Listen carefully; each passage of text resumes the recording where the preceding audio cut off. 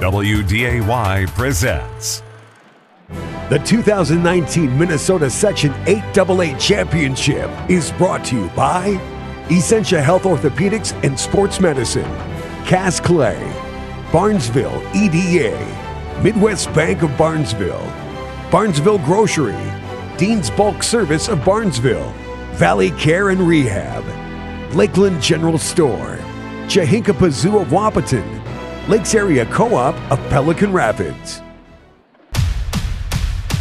Tonight, the undefeated Barnesville Trojans take on the 7-3 Pelican Rapids Vikings for a berth in the Minnesota football playoffs. Late season drama at its best. Trojans, Vikings.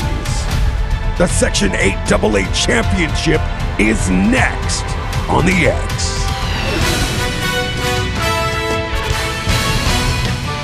The nightcap may be our best game of the day. The 8AA Championship has been the exclusive domain of the Barnesville Trojans, but Pelican Rapids is hoping they can pull off the upset of the season and send them to the state tournament. Welcome back, everybody, to the broadcast booth with Craig Anderson. I'm Dom Izzo.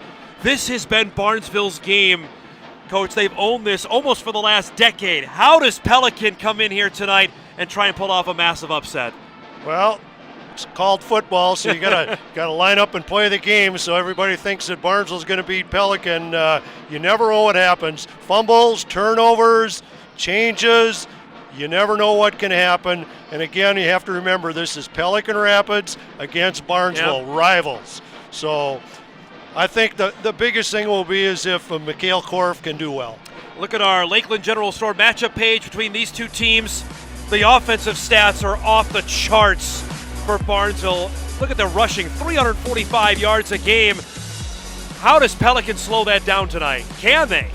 Well, you got to hope they're going to slow down. It's like the game before with Underwood. You got to make some stops. I don't care how you make them. You got to line up, maybe shoot some gaps. Hopefully Barnesville fumbles a couple times and get some stops. And I really think if Pelican gets the ball, they're going to put some points in the board. And if they can keep it close, and keep that close as the game goes on, you never know what can happen at the end of the game.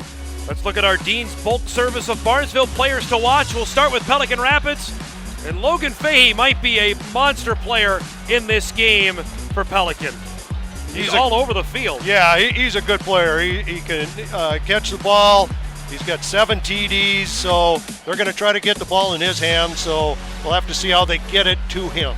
Last year in this game, Adam Tonsfeld became a star just as a sophomore. Now the junior quarterback has had a terrific season leading the Trojans with 19 touchdowns. Yeah, not a very big guy, but boy, he can make plays, and that's one of the bigger keys is you've got an experienced quarterback coming back, and just like Pelicans got with Mikhail, these two guys are going to run the show.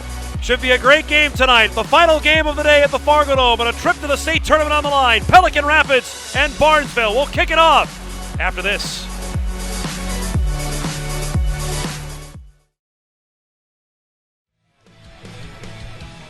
Welcome back, everybody, inside the Fargo Dome for the 8AA Championship game. Pelican Rapids and Barnesville.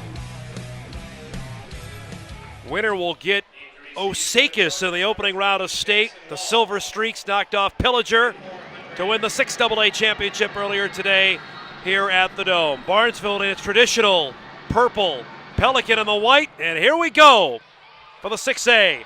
That's a live football here, and finally just falling on it all the way back at the 15-yard line.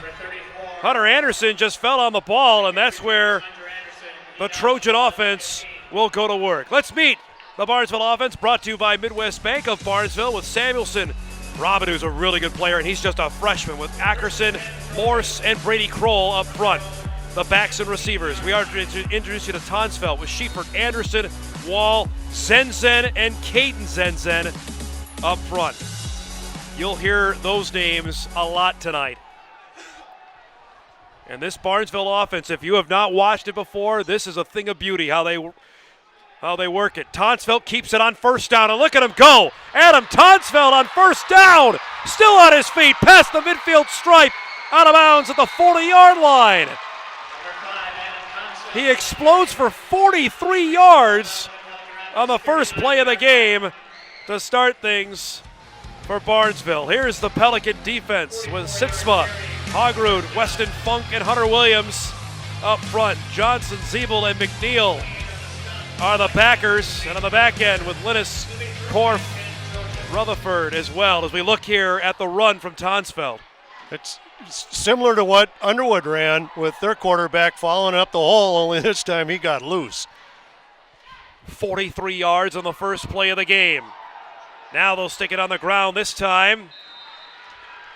Is Cameron Heng as he gets to the outside and a couple of yards before he's knocked out of bounds at about the 34-yard line. There's 65 pulling out there, getting in front. Nice pickup. Heng gets 5. 65's Morris. Always fun to watch those linemen that can pull and go. Well, that's a trademark of the Barnesville offense. Yes, it is.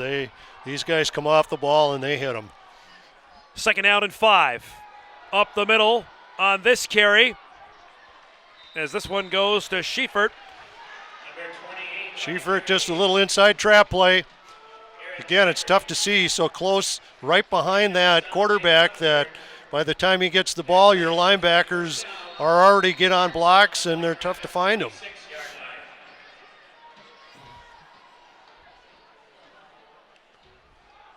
Already another first down now at the Pelican 26. Coaches always tell their teams to play fast. Barnesville plays fast. It's the epitome of that. Again, this time on the carry, bouncing off guys. Hunter Anderson driving forward as he gets to the 19-yard line and a gain of 7. You'll recognize many of the names if you watched our game last year when Barnesville met Hawley in what was a classic game in the 8AA final last year. Barnesville brings a lot of characters back for a team that lost in the state championship game a year ago to Caledonia. Yeah, you talk to a lot of those kids, a lot of coaches, and that's on their mind a lot. They've been thinking about that team, but first they got to get there. After a gain of 7. This time Tonsfeld keeps it. Good job there on the Pelican defense. He was wrapped up by Alex Linus, number 33. There again, they had the running backs going one way and faking it, and then Tonsfeld follows Morris up the hole on a pull. Tonsfeld got 2, so it makes it a 3rd down and 1. And actually, the breaking play last year in this game was a Tonsfeld throw. Ironically for Barnesville, who runs it. Last year it was him throwing it. Here's a 3rd and 1. On the run, Jackson Wall gets enough for a first down. Simple power play. Took it off tackle, get the first down.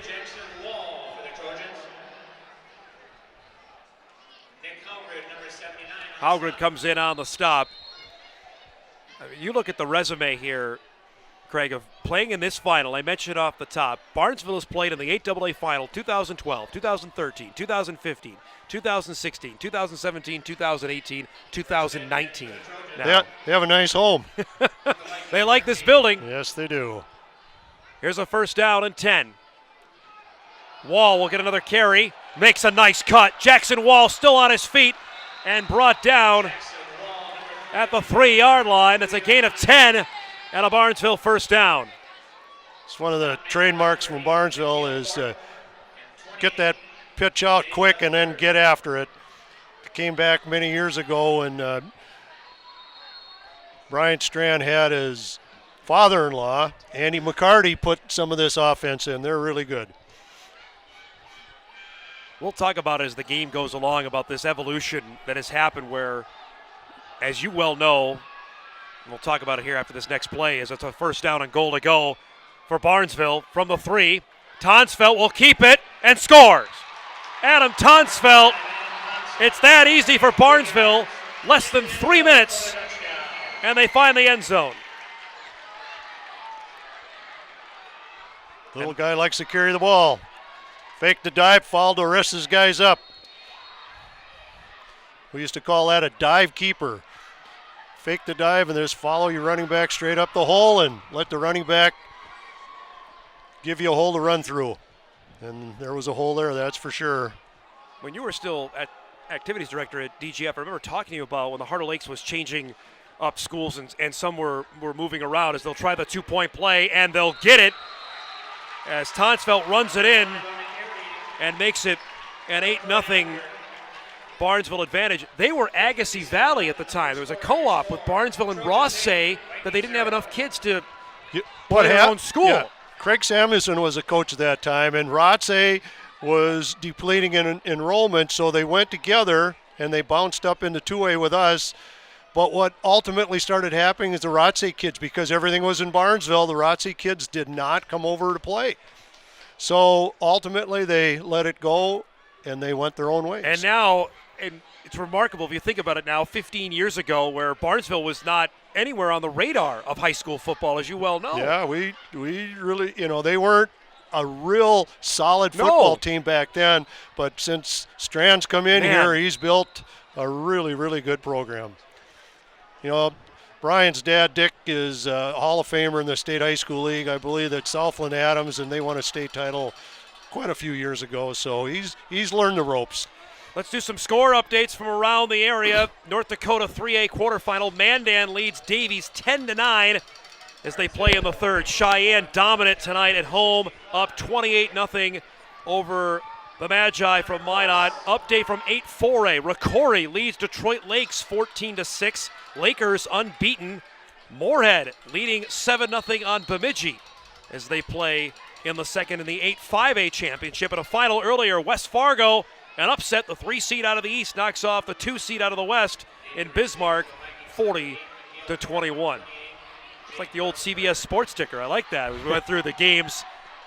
Shout out to our tech guys in the truck there. Thanks to Mike Ferris for updating those scores as we go along. So let's see what Pelican can do with the ball here, and a big tackle on the return. Jaden Rutherford got smushed on that return, and the Vikings will start at their own 18-yard line.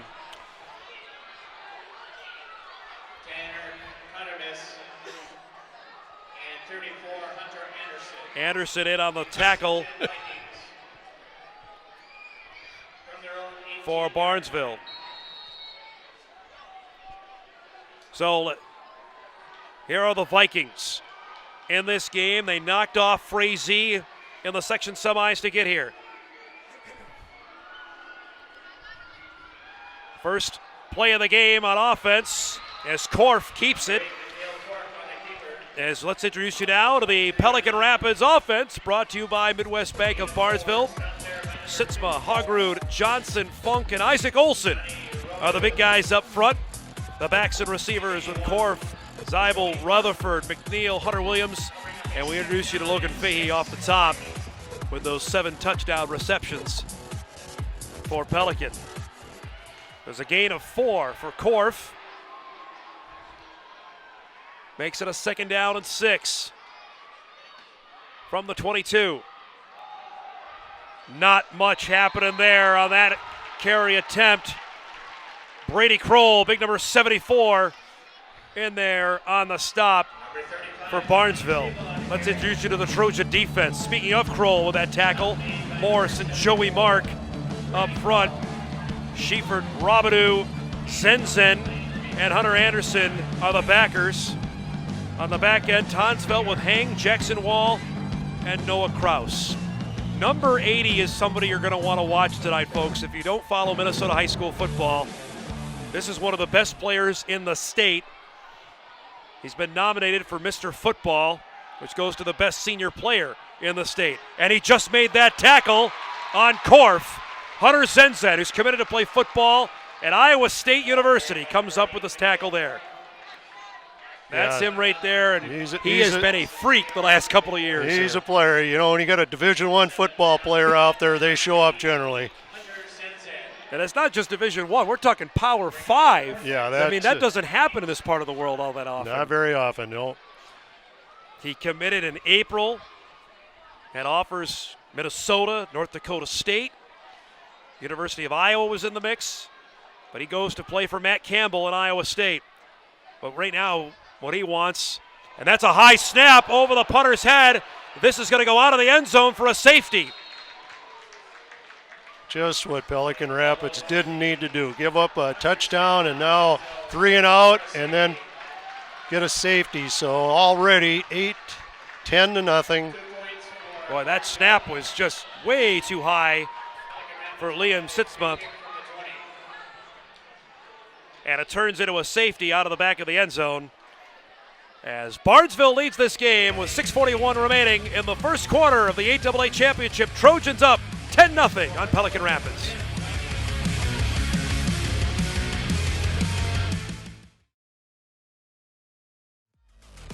I think you mentioned this perfectly, that already Barnesville off to a good start. This is the last thing that Pelican Rapids wanted. Yeah, Pelican can't make any mistakes. One thing about this, everybody thinks he's punting the football and the ball's dead. This is a live football. Right. This is like a kickoff. Barnesville's going to get some field position here as Jackson Wall returns this all the way across to the Pelican 44-yard line. And that's where the Trojans will set up. Stay tuned, everybody, for our Cass Clay halftime report. That's coming up. Get you updated on the other games going on around the area on a busy Friday night here, this first Friday of November. Some fun games going on around. It's all playoffs now. 4 weeks from today is the Prep Bowl at US Bank Stadium. Yeah, Thanksgiving weekend. A little bit later this year, there's a change-up in the playoff schedule as Tonsfeld thinking about throwing. Now he's going to keep it. What a cut. Tonsfeld makes a great move. Another terrific move. Look at him dance. Adam Tonsfeld is going to score. What a play. Wow. That might be our play of the week. That's electric. He dances on a brilliant touchdown run. Pelican Rapids did a great job. Had everybody covered. And then this kid makes a play on his own. What a cut football. Right there. Got a block and scores. Quick feet. What a start.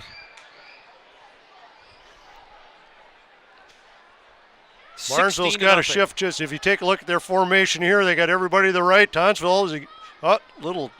They give it to Hunter Anderson. Hey, nice play. 35 did a great job there. Dropped down.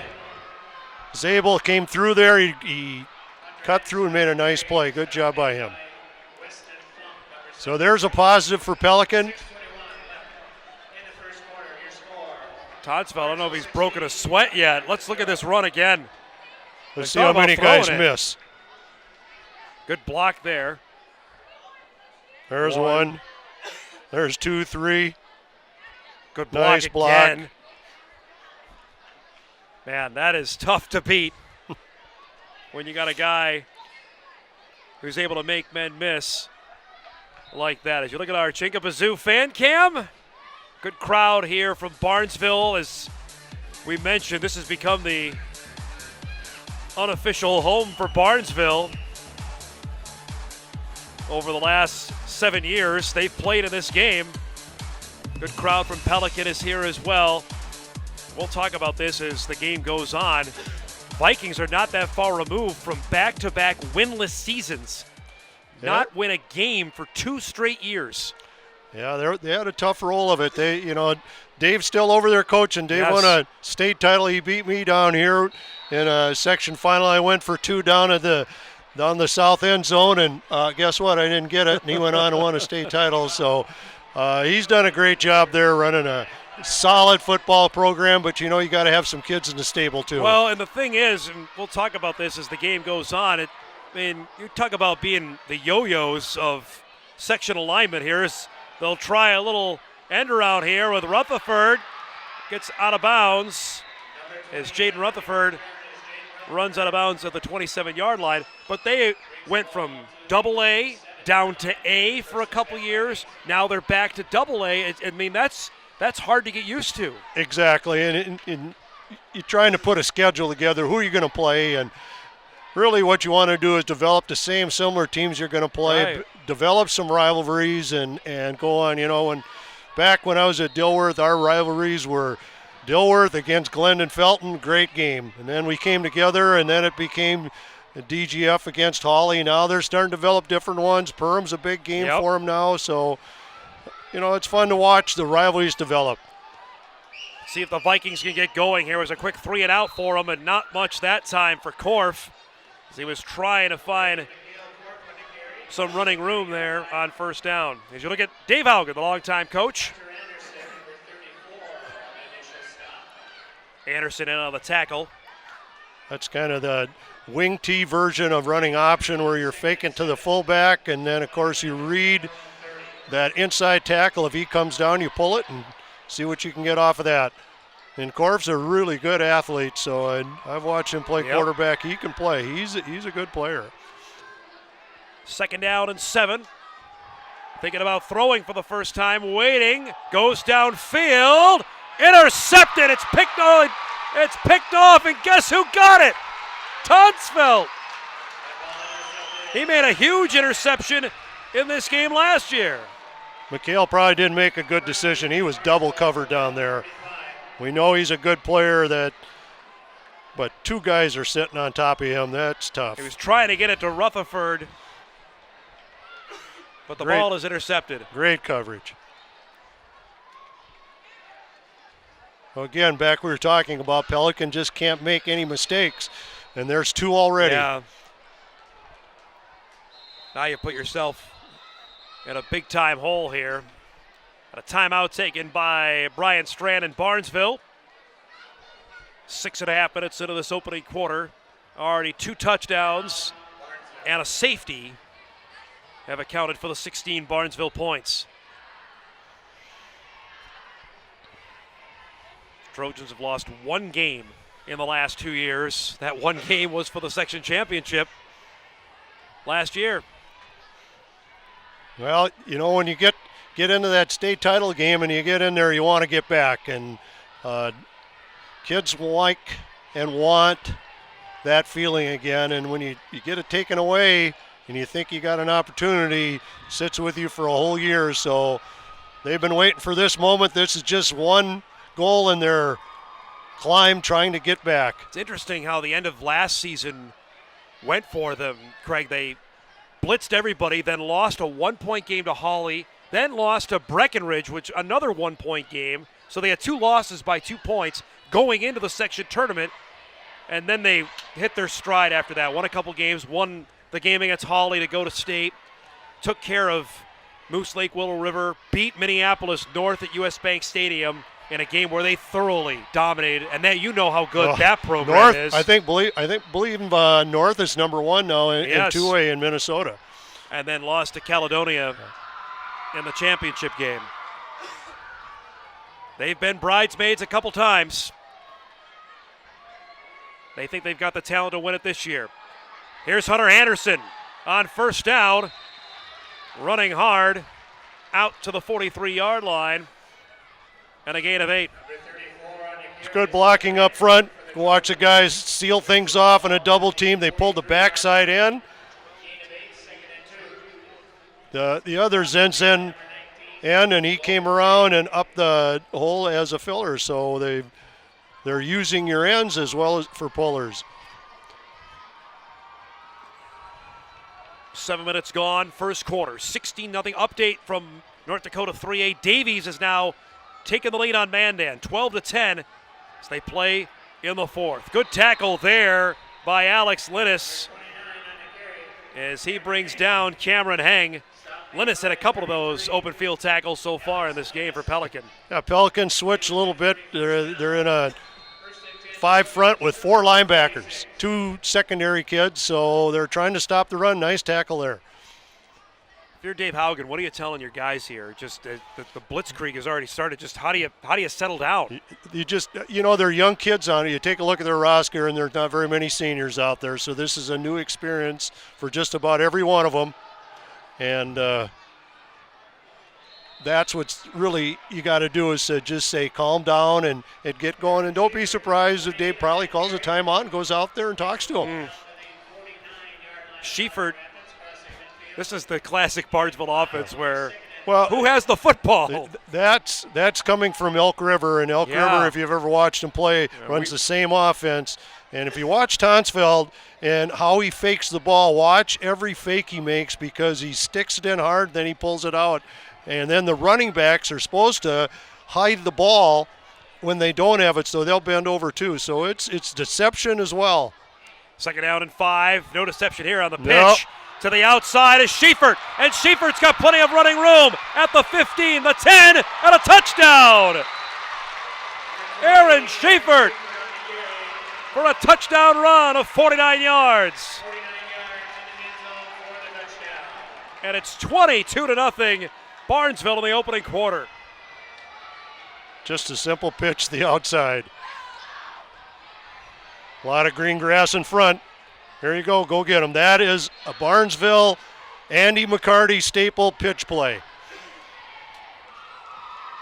Boy, look at that stiff arm at the end, too. This has been some first quarter performance.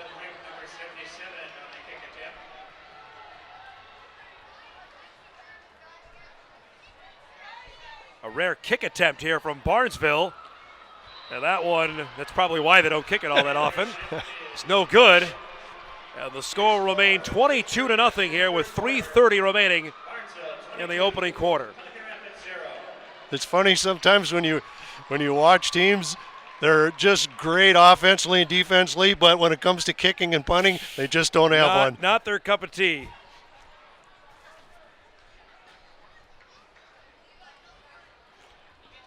What a first quarter performance here. Tonsville a 44-yard run, Schiefert 49-yard run. The safety. Wall got into the end zone earlier. All Barnesville right now. The machine's running. And it all started on the interception from Tonsfeld to get things going for Barnesville on that offensive possession. A reminder of what we've got coming up for you tomorrow across our various platforms. We've got Cobber football tomorrow down in Collegeville. The Cobbers and the Johnnies. Pregame at noon, kickoff at 1 on 970 WDAY. Great rivalry game. Our Bison Media Zone pregame show is live tomorrow, 11 a.m. on WDAY Extra. Get you ready for the Bison and Youngstown State with a 5 o'clock kickoff tomorrow evening from Ohio. Michigan and Maryland at 11 a.m. on WDAY. Miami and Florida State in the afternoon at 2:30. And then in prime time, SMU and Memphis. That's where College Game Day is. A little bit different from last week, from Brookings, South Dakota to Memphis, Tennessee. Rutherford will keep this on the return. Makes a man miss. Still on his feet. And is brought down at the 25-yard line. Good job by Barnesville's kickers. They stayed, kickoff guys, they stayed in their lanes, and Pelican tried to run fake a reverse on there, but nobody bid on it and stayed at home.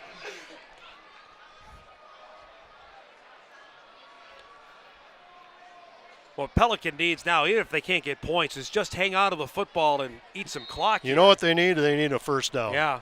If they can get a first down, that'll put some life into them, and then they'll get going. So they may have to put the ball in Korf's hands and have him just make plays like Tonsville does.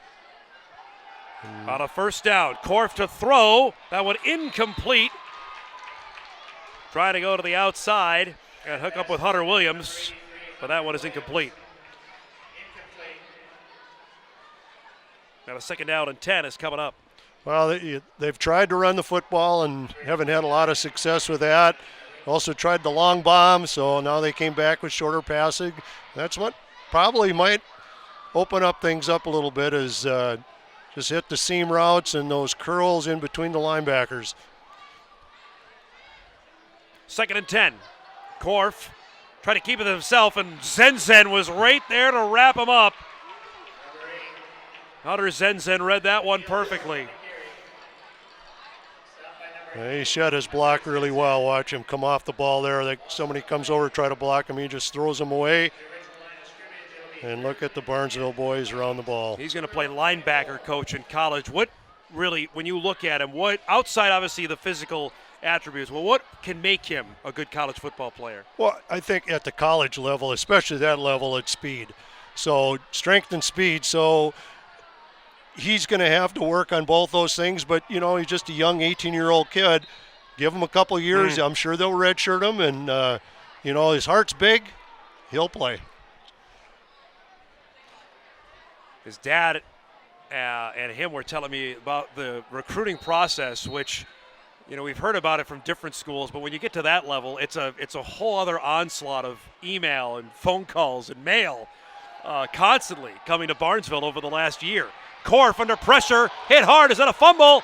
No ruling on the field. The ball is picked up, and it's Barnesville football. There was no whistle to say that was an incomplete pass.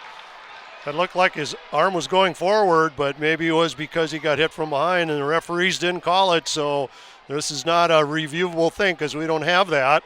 Cameron Heng picked up the football. Here's it's a fumble. Replay. It looked like he was trying to throw, but his arm got pulled back. Yes, that's what happened. That was Brady Kroll who was in there. And that is a fumble.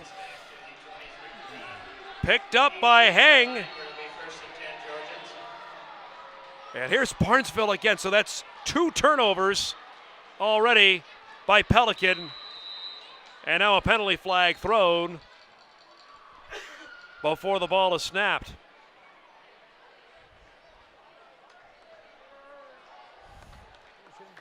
On the defense. Right? 5-yard penalty. Still first down. Illegal substitution, says Jeff Fichtner for Pelican Rapids. So a free 5 for Barnesville. Jeff Fichtner, the baseball coach at Fargo North for years, run a really solid program there. They've had a lot of success there. Those kids that play for Post 2 come from Fargo North. So now a first down and 5. Wall cuts back, met here by a host of Vikings. Williams Fahey came up and filled that one nice. Good job by him. Again, watch Tonfill snap that ball up there.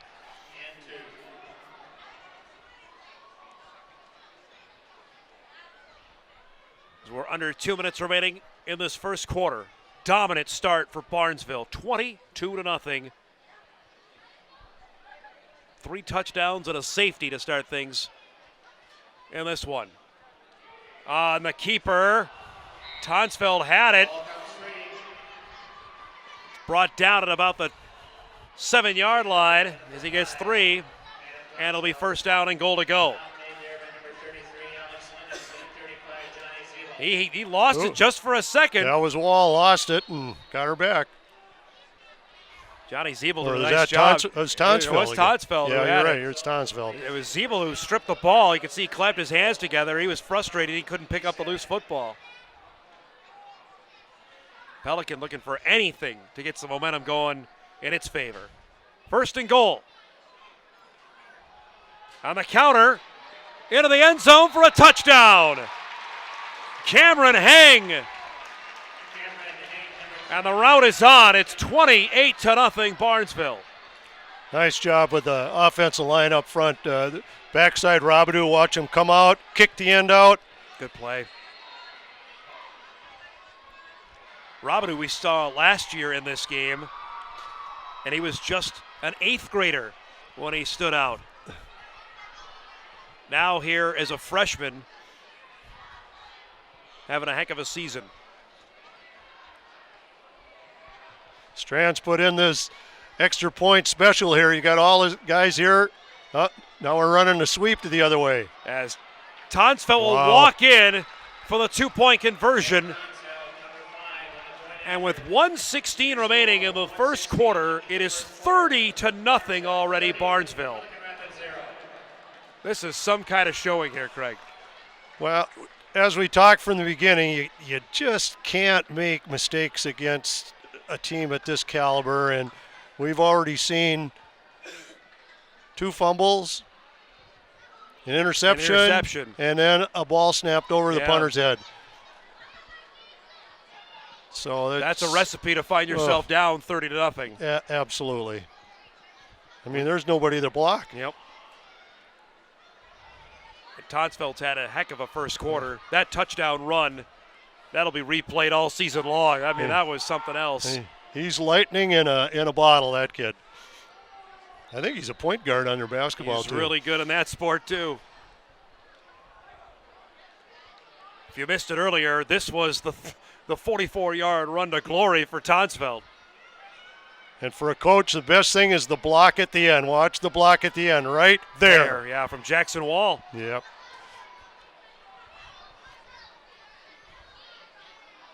Nice legal block.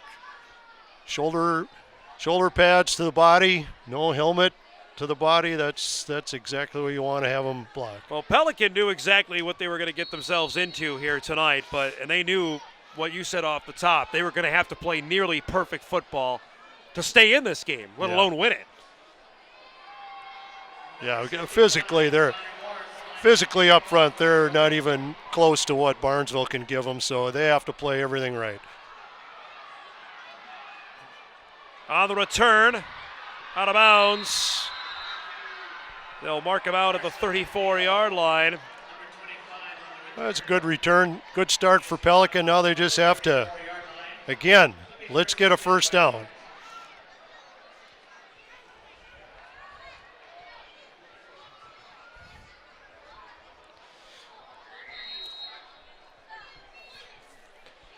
And a couple other score updates. Moorhead is up 14-0 on Bemidji in that 8-5A final up in Bemidji. Spuds trying to beat the Lumberjacks for a second time in 3 weeks and go to state for the first time in 3 years. Pelican with the ball for the third time here. Not much there for Siebel on first down. Barnesville switch into a three, what they call it, a 3-5. And the two inside linebackers, Zen and Rabadou. Awfully good players right there. And, of course, Korf did the right thing. He's running that option read offense, and he ran to the bubble, which is in between the guard and the tackle, but they closed that in a hurry. That's generally what you find out when you play really good teams. Holes open and close very, very quickly. Final half minute of this first quarter. All Barnesville here tonight as Korf keeps this one, carries a couple guys with him. Best offensive play of the night for Pelican by far, out to the 43-yard line. Good read by McHale. Followed it up. Very close, about a half yard short. It'll be 3rd and 1 coming up here.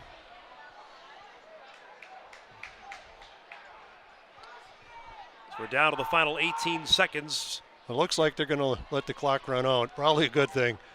Get this quarter out of the way, and then let's go back and play Pelican Rapids football.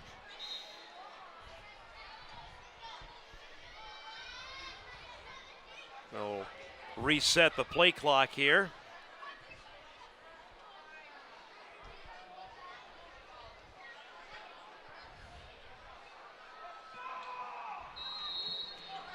And that'll wind this game clock out for the first quarter, which has been all Barnesville here tonight in the 8AA championship. At the end of one on the Essentia Health scoreboard, it's Barnesville 30, Pelican Rapids nothing. The second quarter is coming up.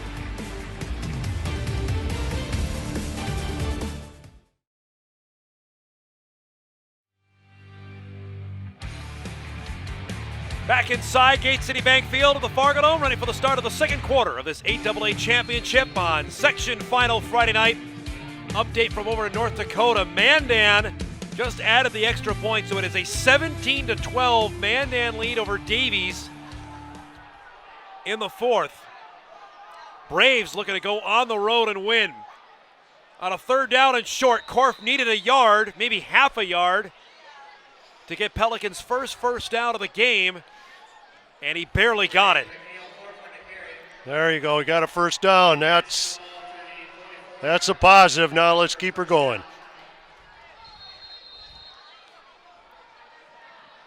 We mentioned earlier, Pelican Rapids had back-to-back seasons without a win. They moved to 6A in 2017, finally got off the schneid and won a couple games. Last year, Craig, 5-5. And then this year, because their numbers were back up, they moved back up into AA. Yeah, just when you start getting it going a little bit, then you get, actually, there it is. Wide open down the field is Williams, who comes up with a reception. Hunter Williams on the reception from Korf to the 24-yard line. It's a gain of 20. Well, they've scored a lot of points this year, so you know there's some energy in that offense. Good job. You got behind there, the corner, and good throw by McHale. I mean, that's a gain of 32, all the way down to the Barnesville 24. That was much needed.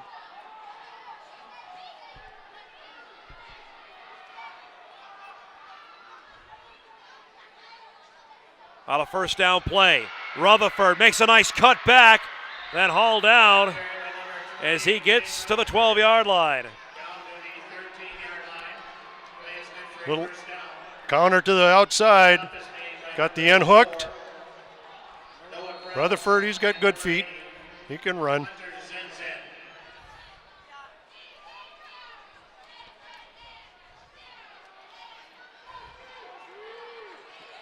I look at some of their offensive numbers this year. They got held to 6 by Monoman Waban, who we know how good they are. As Zeeble gets the carry up to the 10-yard line. Lost, we just saw that Underwood team. They lost 46-44, you mentioned that, and lost 34-6 to Polk County West, who just lost to Ada Borup last night in the 8A final. Right. So they've played some decent opponents. Really good teams, yes. Yeah. They got a good drive going here. There's no shame in the losses they've had. Well, same counter play they got to the perimeter. Nice job. That kid's got good speed. Rutherford pushed out of bounds. And a third down play is coming up. Sometimes, when you're running, your offense, it just takes time to find out the things that you can do against that defense. And the problem is they just turned the ball over, and it's 30-0, and now they're starting to find what they can do, and they got a long march. And then try and stop Barnesville on defense. And that could be a big... No one's done that this season. I looked up once, and Barnesville is a #1 scoring team in 3A, in 2A. There's a third down and 3. But before that, it looks like we've got movement, or delay a game, So delay on Pelican will take a manageable 3rd and 3 and make that a difficult 3rd and 8. They didn't need that. They had everything was positive in this offensive sequence, and delay the game, that really hurts.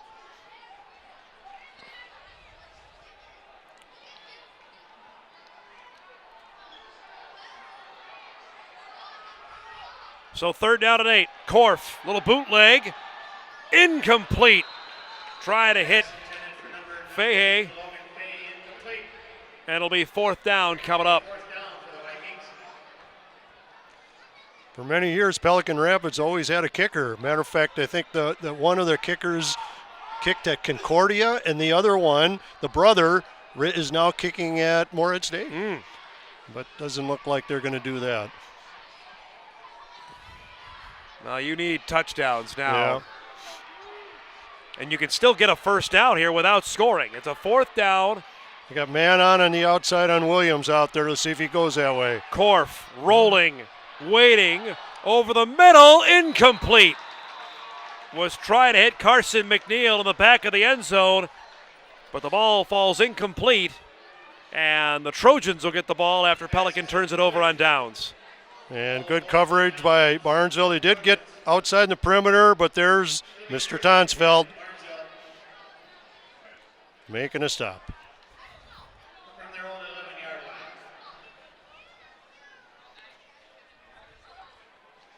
But that was it's a positive thing for Pelican Rapids. They moved the ball down the field. They had a couple of good plays here. They just didn't need that delay game.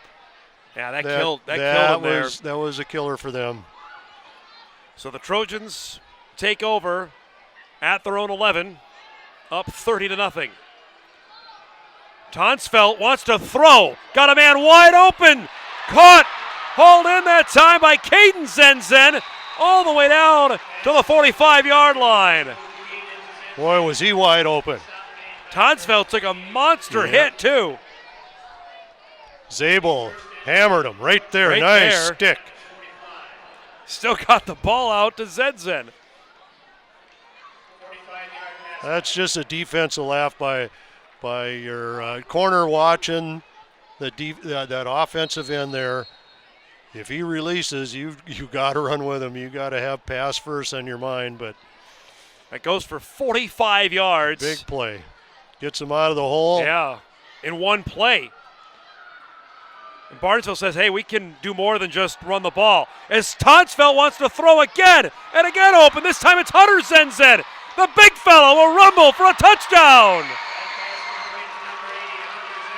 Hunter Zenzen, 45 yards for the future Cyclone. I guess he thought if my brother can do this, I can too. That's the exact same play. Tonsfeld, he can get her out there as well. Now try to take down that. 2 plays, Craig, they go 89 yards. Wow. I mean, they were at their own 11-yard line. Completely backed up. And that's, as that one is blocked and no good, and the score will remain 36-0 in favor of Barnesville with 9:27 remaining in the second quarter here, and what has been a clinic put on by the Trojans here tonight in the 8AA championship game. Back to the Fargo Dome in a minute.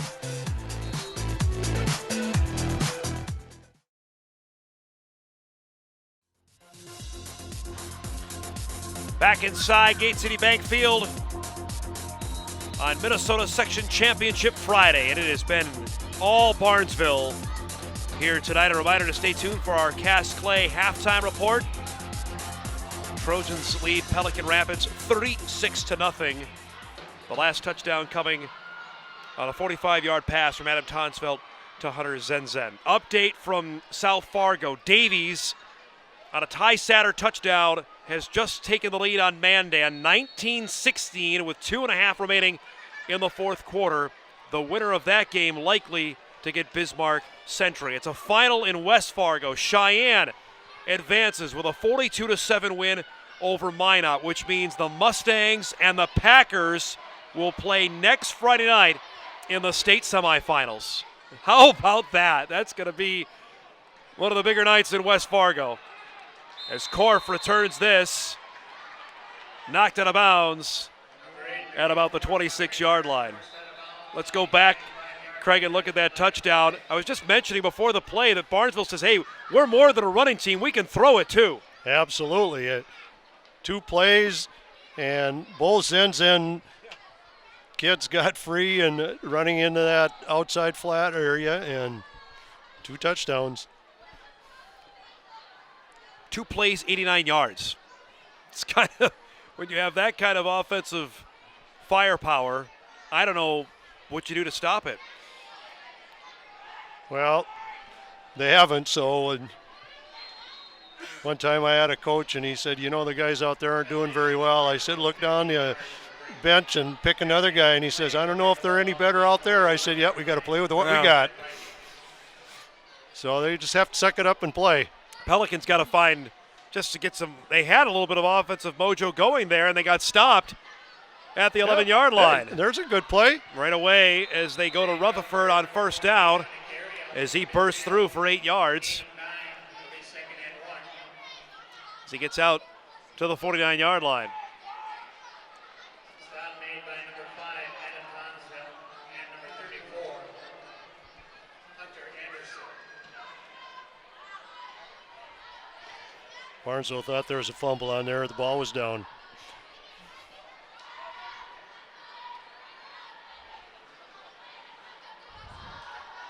Clock running with just under 9 minutes remaining.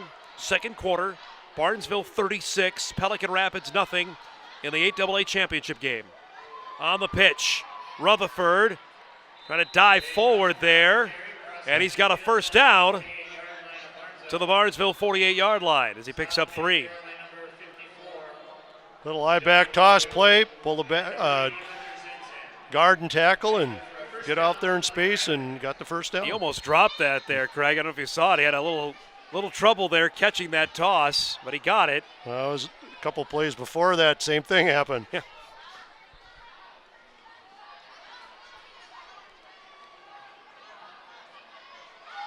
Pelican in this game, a mark of 7-3. Vikings got here with wins over United North Central and Frazee. That pass incomplete, knocked away by Hunter Anderson, who's just all over the field. 34 in purple, may not get all the attention that Zen gets or Tonsfeld gets. He's a really, really good player. He's a real good player. Watch him come off his block right there. He just pushed him to the side. He's got good speed. Rutherford should have caught that. That was right through his hands, though.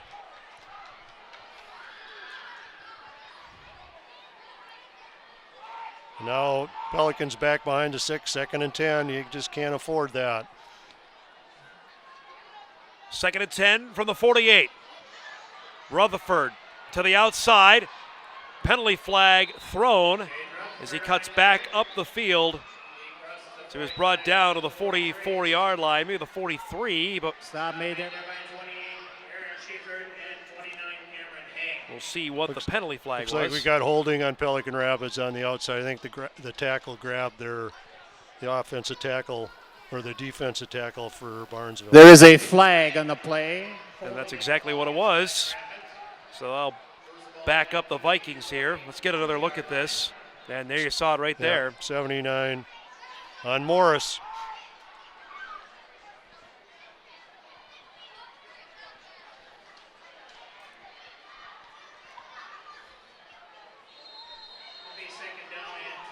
So now it becomes officially 2nd and 21 as they back it all the way up to the 41-yard line. And Korf under pressure, try a little screen pass. That's complete. Fahey making a couple of men miss. Good job there and got a good chunk of yards. Good Logan Fahey as he gets back to the Barnesville 44-yard line. That was a perfect play call there. Watch Zen blitz here, number 80. Woo! But that was a good play. Underneath pattern. This kid, you're right, coming out of there. This kid can play. Levi Johnson, number 53, may not know what hit him there. Oh. The freight train that is Zen came running through.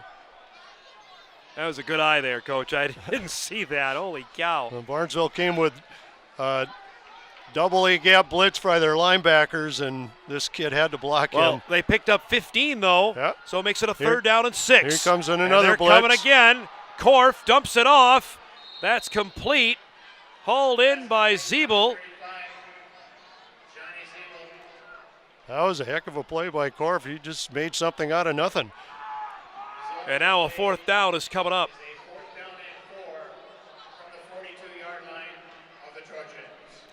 Tough call by Dave here. Do you punt it away or do you go for it and give? If you don't get it, then Barnesville's got great field position again. What do you think? Well, it's already 36-0. Yeah. What's another touchdown? So let's go get it. So we near the halfway mark of this 2nd quarter. Got a timeout taken here by Pelican. We have a timeout, Pelican Rapids. Just 2 weeks from tonight, we'll be back in this building.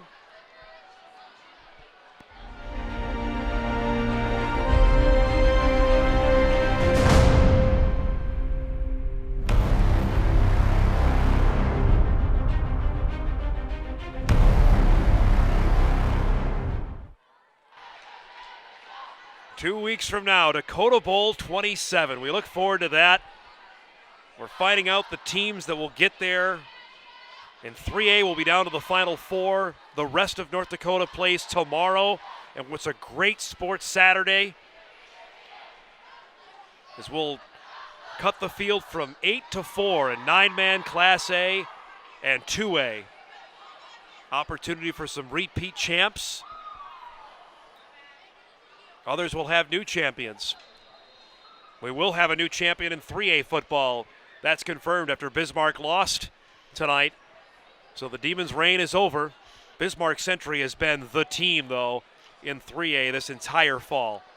It's been really fun watching you guys on DAY and the local kids around the area. There are so many good athletes out there. The football is a really good brand, right now. really good brand of football. And the teams are really equal.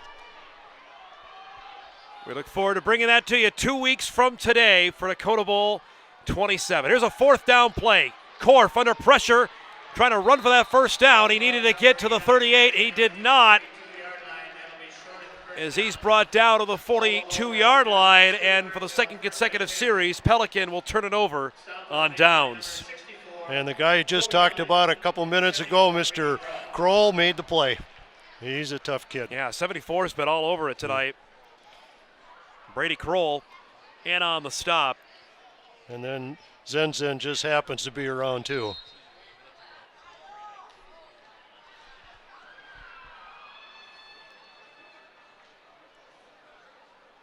So the Trojans get the ball, and this is just what you warned because they're going to give him unbelievable field position as they start from the 42-yard line. Tonsfeld thought about throwing, now will keep it himself, and then gets into a host of Vikings who try to throw him back as he gets out to the 45-yard line. He faked that ball, and he's trying to get out and throw it. Here he's looking downfield. I think he likes to run. So his size is not a detriment at all, though. Not at all. His speed is really good, and we've seen he's got an arm too. Yes, he is. I think he gave his opportunity to give his receivers just time to break free, but you know, when you got a kid that can run, you just let him go. Update there from South Fargo. Mandan has now gone back in front, 23-19, and look at the running room now to the outside. Down to the 20-yard line. Schiefert trying to throw a stiff arm, knocked out of bounds at the 5. Aaron Schiefert again with a big-time run. A penalty flag is thrown at the end of that as he exploded all the way down to the 5. I think they're going to get him for a face mask, offensive face mask. He put his hand right on the face mask of that Fahey. But the camera guys over here, they got faked out on that play. It happens to the best of us. That was a great, great fake. And if you watch the Barnesville kids fake, they carry their fakes out so well.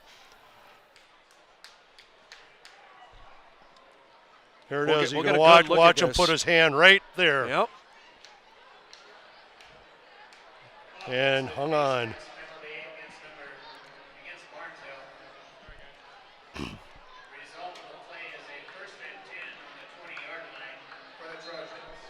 So they'll back it up to the 20.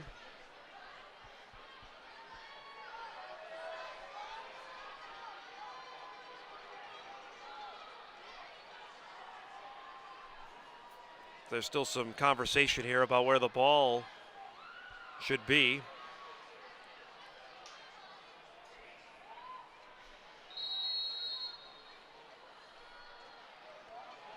So it's Barnesville ball at the 20 with a first down and 10. Tonsfeld wants to throw. Intercepted. The pass was picked off. And it's Zeebel who comes up with it for Pelican. Nice job. This is a linebacker going into this spot in the hook zone. They're trying to drag the tight end underneath.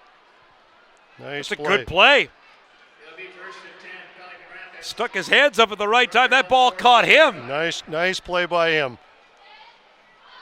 So there's the stop that the Vikings need. Now they got to put a drive together. They got 5 minutes to do it, and there's people on that side that can make plays. So Zeebel comes up. That's the first turnover of the game for Barnesville. Pelicans already had a couple.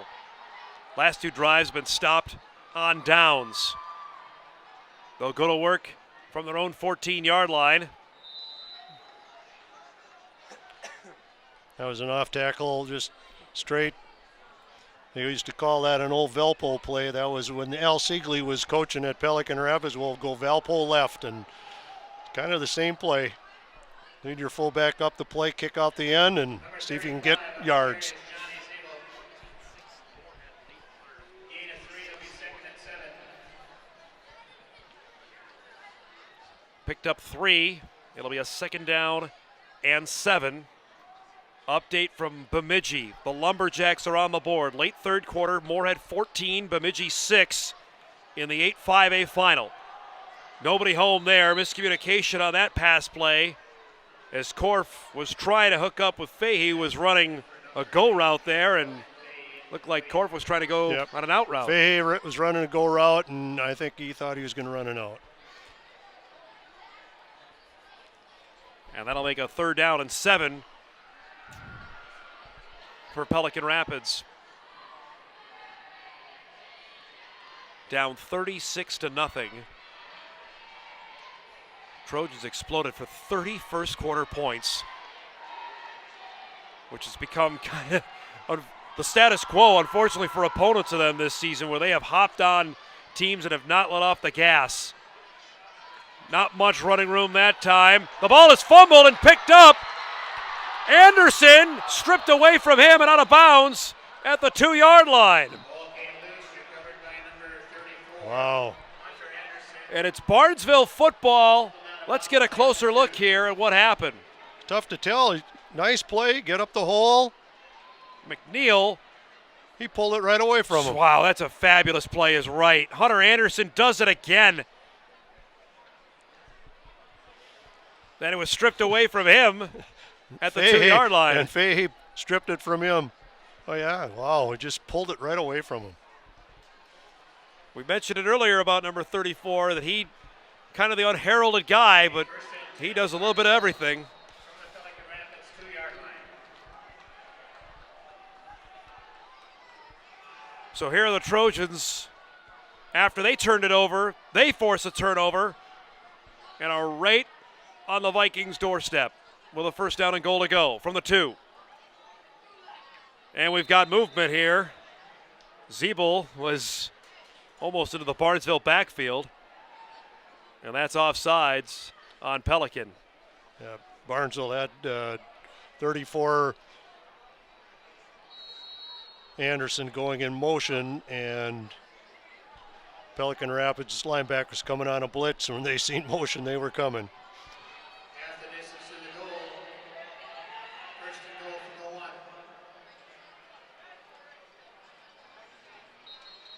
1. And we've got another penalty flag here before this ball is snapped. And a false start this time will back 5 up yards. the Trojans. Yeah, there was motion there, so now we'll move the ball back again.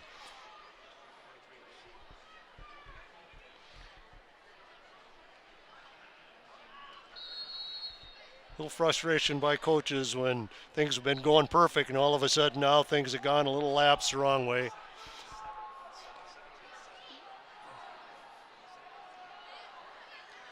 Final score is in from Davies. Mandan gets some payback from a game they lost last year. On the pitch, Wall driving forward, gets brought down at the 1-yard line, but that's an impressive win for Mandan to go on the road and knock off the 2 seed out of the East in Davies. So Mandan will play the winner of Century and South in the state semifinals. Quick pitch to the right side. Put a guy in motion to get another blocker out there, and now they're down at the 1-yard line.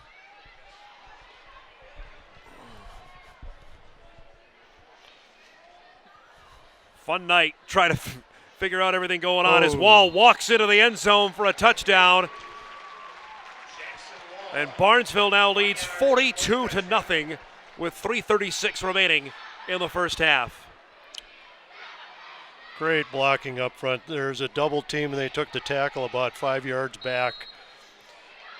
Watch the tackle go backwards.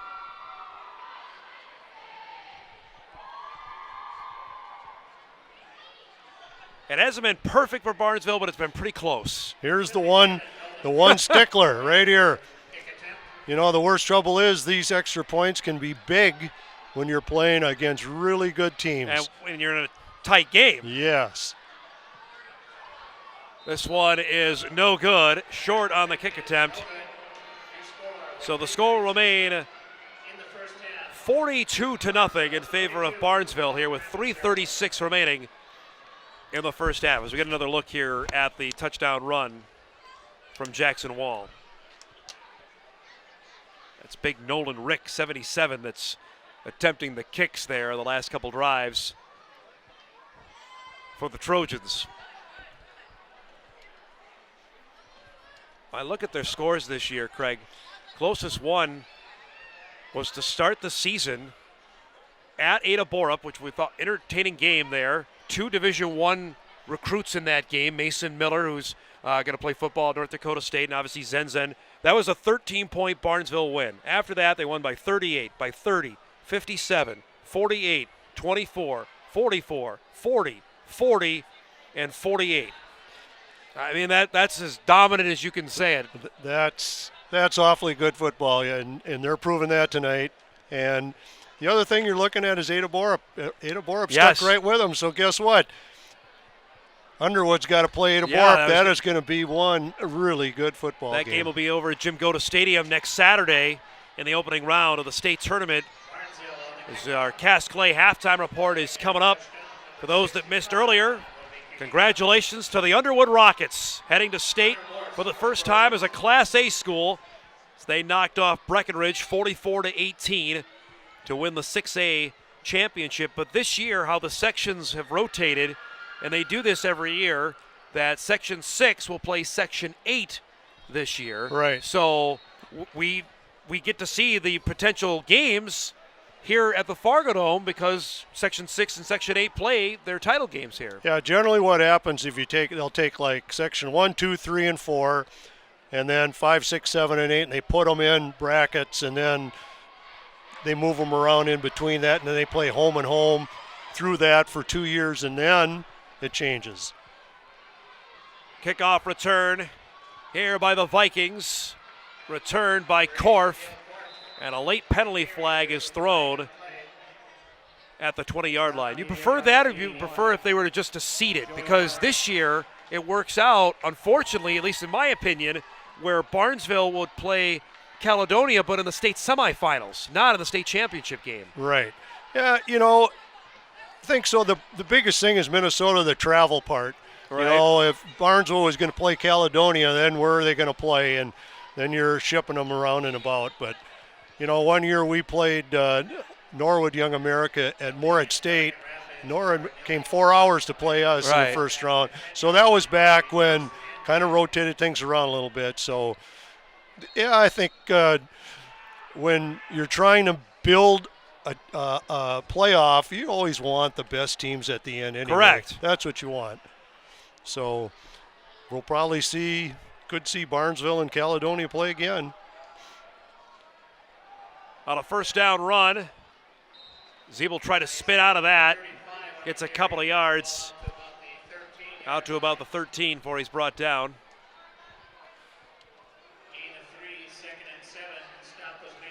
Barnesville's good fillers. They come in and put the wood to you, like they say in football.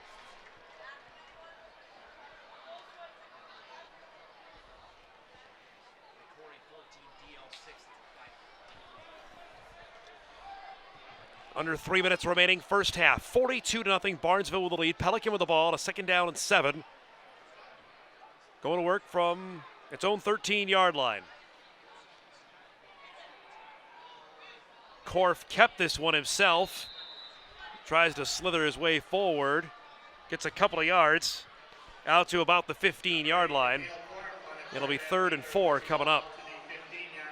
He's just trying to run that inside, fake to the fullback, pull it, and then follow him up the hole. But Barnesville is filling that in a hurry. Their linebackers, when they see that, they come. Here they come right up, bang. Not a lot of room. And that's the way you want linebackers to play.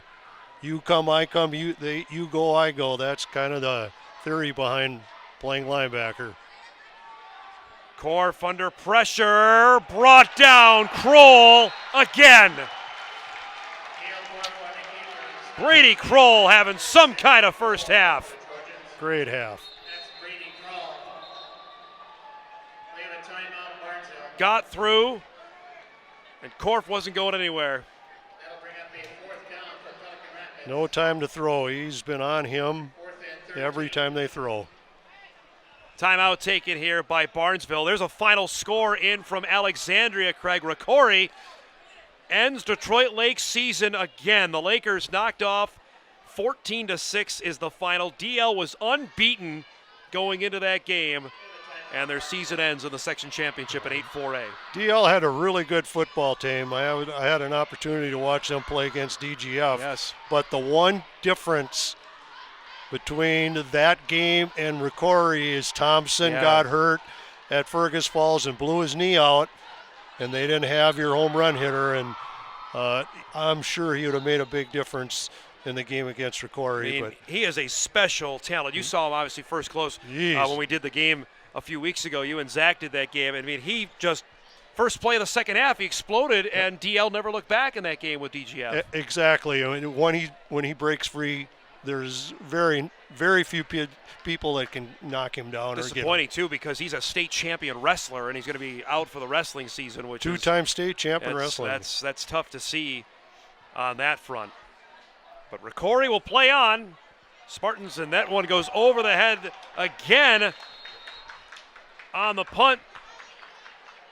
And again, that will be a safety. Vikings having some real issues there, deep in their own territory, snapping the ball. So add two more on to Barnesville here. That's the second time that's happened in this game. You know, that's one of the things, again, that you need to practice with kids when you're snapping. You go on the turf, it's different than grass. So we used to have our kids go and actually snap the ball in the gym on hard surfaces because it would make a lot of difference, because those things just are backbreakers in this type of game. So it will be Barnesville ball here after another free kick from Pelican. Second safety of the half. Yeah, now their punter's going to come out and punt, and Barnesville's going to get great field position with 1 minute and 49 seconds left.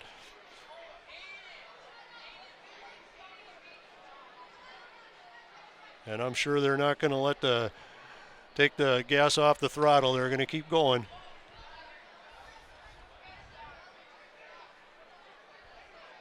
For Dave Haugen, this is going to be some kind of halftime. I don't know what you say to your team here at halftime.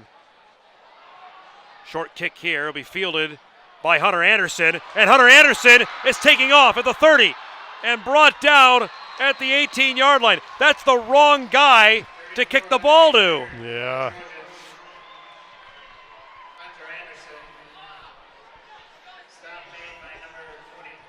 Went through the up back's hands, and he took it on 2 bounces, and you know that's part of the deal when you're in kickoff. If it's a short return, you break the first wall. There's nobody left.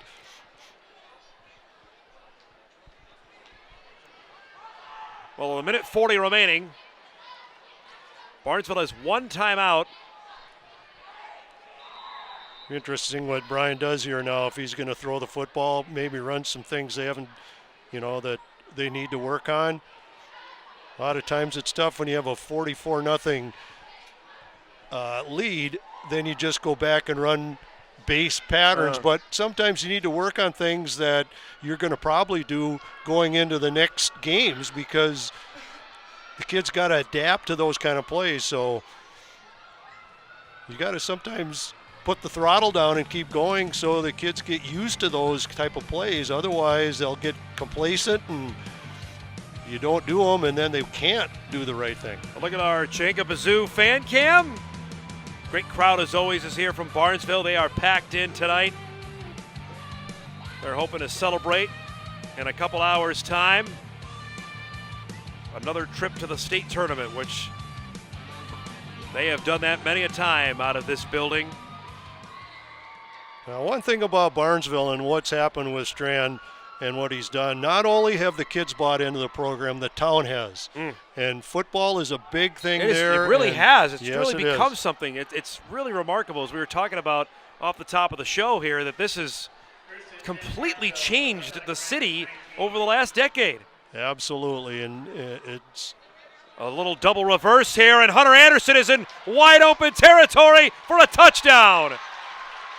Anderson from 19 yards out makes it a 50-0 Barnesville lead here in the first half. That's back to what Andy McCarty put in 15 years ago when they started. That's called a 28 fly reverse, double handoff. Heck, I used to run that in high school football. It still works. Wow, that was wide open. Oh, new kicker. This is Connor Morse, who's normally the starting guard. Got a timeout taken here by Brian Strand, the final timeout of the half for Barnesville. Here with 1:33 remaining in the first half. Scoring started early, and it's been often for Barnesville. Tonsville, a 44-yard run, a 49-yard run by Schiefert, 45-yard touchdown from Tonsville to Zenzen. Jackson Wall ran one in from 2 yards out. They've had two safeties in this half, and then a 19-yard run by Hunter Anderson.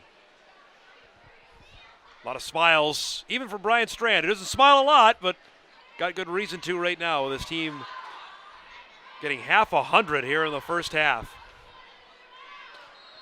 The question I have to you is, how do you beat this team? Well, you got to stop their offense, and then you just got to make it into a 1 or 2 touchdown game, because you're not going to score a lot of points the way it looks either on them. They're awfully good defensively. Morse, extra point. That one is good. So the starting guard able to knock one through. And with 1:33 remaining in the first half, it is now 51-0 in favor of Barnesville. I think also, maybe you disagree, getting a lead on them would be huge, because they don't play from behind ever. They've never played behind. Probably the last time was against Caledonia. State championship game. That's something I'd be curious to see, if you got a lead on them, how it changes, if at anything, how it changes how they play. But teams down, other teams are really good too. So, we're looking at one of the top state teams in the state, but like you say, Fargo, North Minneapolis, they're really good. Caledonia is unbelievably good. Perham's going to have to play Albany and Piers, and those teams are really good. 1 and 2 in Class 3A football in the state of Minnesota. You never know who you're going to run into, and a lot of good football teams in the state of Minnesota. So 1:33 remaining, first half. Reminder, we'll select our Essential Health Player of the Game. That's coming up when we wrap things up here inside the Dome on this first night of November. 2 weeks from now, we'll be back here. Our statewide coverage. So proud to bring it to you for the 7th consecutive year. The Dakota Bowl, statewide on your ABC station. And we've got a great day of coverage. We should have 4 terrific games. Update from Bemidji, where the Lumberjacks have rallied now to tie Moorhead 14-all as they play late in the third quarter of the 8-5A final. On this return, Zeeble hit hard and driven back by Mr. Zinzin. At the 17-yard line is where Pelican will get the ball here with 1:27 remaining in the first half. There's a reminder about our Dakota Bowl coverage. It starts at 9 a.m. with a 9-man championship game. The Class A game, I have a feeling, might be our best game of the day. That comes up around noon. The 2A game in the middle of the afternoon, our matinee special. And then in prime time, At 6:30, the 3A championship game will wrap things up. As I mentioned, we'll have a new state champ in Class 3A this year. We will as well in 2A. That's because Shanley moved up to 3A. The Deacons did not make the 3A playoffs in their first year of moving up a class. Class A, we could see a repeat. Langdon area Edmore Munich, who won the A title last year against Hillsborough, is unbeaten and decimating teams left and right. And 9-man, we will have a new champ there because the 9-man champ last year was Thompson, and they moved up to Class A football. It's starting to happen in North Dakota, the movement of schools and teams. And, it's funny where sometimes teams end up, and if they end up in the right situation, they can explode. Right. I need a notebook, Coach, to keep everybody straight for who's moving in North Dakota and in Minnesota. On this second down play, Zeeble gets the carry. Boy, that Thompson school last year had a unbelievable year. Wow, the girls, and they were in the state tournament in volleyball and basketball, and the baseball. Boys. So they're just unbelievable. I umpired Thompson in baseball. They're the real deal. Yes. They're good. They had quite the year last year. They won a state football championship. Their girls basketball team lost in the state semifinals, and then they won their first ever Class B boys title. Final seconds here of the first half. It's been a dominant one for the Barnesville Trojans. Out to a 51-0 halftime lead. Halfway home to another section championship. Our Cass Clay halftime report is coming up around the bend. In this 8AA final, it's all Barnesville. They lead Pelican Rapids 51-0. Live coverage from the Fargo Dome continues after this.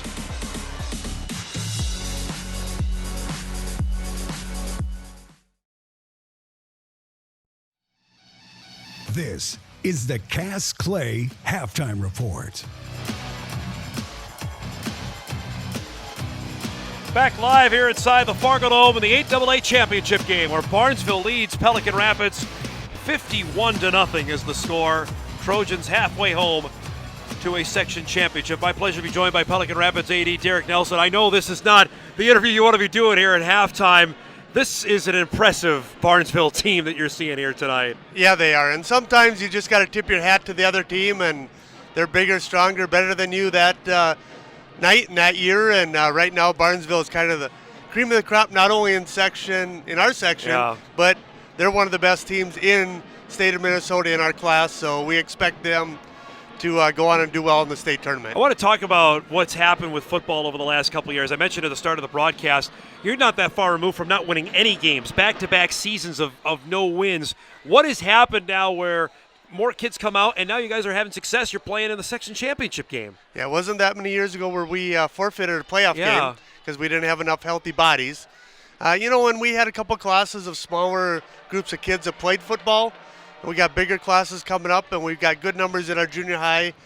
We've had good, successful teams in our junior high. So, on our field tonight, we have one senior playing. Yeah. So a lot of underclassmen. So, even though the scoreboard doesn't show it, they're going to compete the second half, and the next couple of years will be better for Pelican Rapids football. I was going to say, how much can this year bolster going forward to have a year like this where to get back, you haven't been in this game in a while, to get maybe more kids even to come out for football to say, hey, Pelican, you can do this and play on a big stage. Yeah, and one of their goals was to get to the Fargo Dome. Yeah. And everybody knew Barnesville was head and shoulder above everyone else's section, but one of the goals was to get here, and it definitely built some excitement around the town. You host 2 playoff games. Right. Last Saturday was a beautiful afternoon and good crowd, and playing a Heart of Lakes rival in Frazee there too. Yep, and so that was fun for the kids to walk off the field, with 2 victories in the playoffs. So that definitely has helped get kids excited for football in the future. Before I let you go, I got to ask, how difficult has it been? You've kind of yo-yoed from Class A, now back to AA, back at A, that to have some sort of consistency going forward. Do you believe that'll be the case now to stay in AA for a little bit, or no? We're right on the border. Yeah. A couple years ago we were just under to beat Class A. This year we were like 4 kids over to make it into 2A, so one of the smallest 2A schools. So we're right on that little teeter-totter. But wherever we play, we'll go play, and where the state puts us, we'll go play and see what happens. I appreciate the time. Thanks for doing this. Congrats on a great year, okay? All right, thank you. Derek Nelson, athletic director here at Pelican Rapids, giving us a few minutes. I know Todd Hendrickson's going to join us as well from Barnesville as his Trojans up 51-0 here at halftime, as this has been quite the athletic year. The last calendar year for Barnesville hasn't been just in one sport. They've been good in many a sport, as, of course, made it all the way to U.S. Bank Stadium last November, and now hoping to get back there. I can't believe I'm going to say this now. The recently, can I call you retired basketball coach? Does that work? Does that work for your new name here? I don't know. That's kind of scary hearing that. I'll fix this here for you. Yeah, There I don't you know go. what I'm got going here. First time. How you been? I've been good. This is you've seen this up close, so I know that a night like tonight probably doesn't surprise you, but in a section championship game, this is still impressive. It is. I mean, our kids are playing really well. I mean, physically we're holding our own and doing more, and our speed, I think, is hurting them a lot. But yeah, our kids are playing really well. I talked to you back in September when I was out before we did our game of the week about the determination this season. How have you seen it even from then now to now? This is the time when Brian really wanted to hit his stride with this team. Well, I mean, we've seen it all. Like you said, beginning of the season, I mean, our kids got a taste of it last year. They know what it takes. They know what it's going to take to compete at that next level and to get down there and do well. So we're going to do everything in our power to get there and see if we can make it happen. Have people come to you and ask what's in the water? Like, what's happened here? Because we're not a decade into this where Barnesville football has become something, but 15 years ago, Barnesville football wasn't on anybody's radar. You know, and I was thinking about that as we drove up. You know, early on, or like you said, 15 years ago, you know, it was kind of in the back of your mind that getting to a state tournament is kind of a dream. Yeah. And now it's become an expectation. I mean, this is what year in and year out we're expecting to be in this position. So it's been a lot of fun, but I mean, it didn't happen overnight. It takes a lot of work, and our kids have invested a tremendous amount of time. Our coaching staff has done a phenomenal job. So they definitely deserve where they're at. How much has that changed the town, where now football has become the thing? I mean, we look at the crowd you have here tonight. That's become must-see event for you guys every Friday night. Oh, definitely. I mean, our crowd's at home. Our crowd's on the road. Most times when we're on the road, our crowds are bigger than the hometown. So it's become huge. And Friday night, football field's the place to be. What now here going forward, especially now with the second half where a game where you're up by 50 some odd points? Describe for you now, you already know who you're going to play if you win, because the Section 6A team. How much planning for your athletic director? What goes in now for the next week between now and the opening round of the state tournament? Well, that's all going to happen a little bit tonight, but definitely tomorrow we'll go to work on some of that. But you know, we get our information after this game, right, and then Brian and I will sit down, and that first round game is going to be at Morehead High. Yeah. So as far as travel and rooms and things like that, it'll be pretty easy for that one. We hope we have to worry about the next round, but we're going to focus on Osakis and do the best we can in that one. Great to see you again. Appreciate the time, all right? Thank you. Todd Hendrickson, Barnesville Athletic Director, giving us a few minutes here on our Cass Clay halftime report, where it's been a dominant night for the Barnesville Trojans. We'll come back and recap the first half here on our WDAY Extra Minnesota Section Championship night. On the Essentia Health scoreboard, it's Barnesville 51, Pelican Rapids nothing. Back to the Dome after this.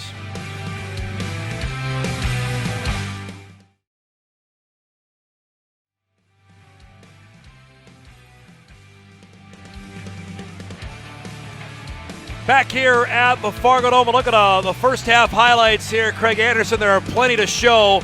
This one might be the scene stealer, what Adam Tonsfeld did on this gallop for a touchdown. Just a great run with some solid blocking as he got free. Yeah, you're going to have to put that on a highlight. That made it a 16-0 game. Schiefert gets going, this one from 49 yards out. That made it a 22-0 Barnesville lead. That stiff arm at the end was vicious. He didn't get touched the whole time.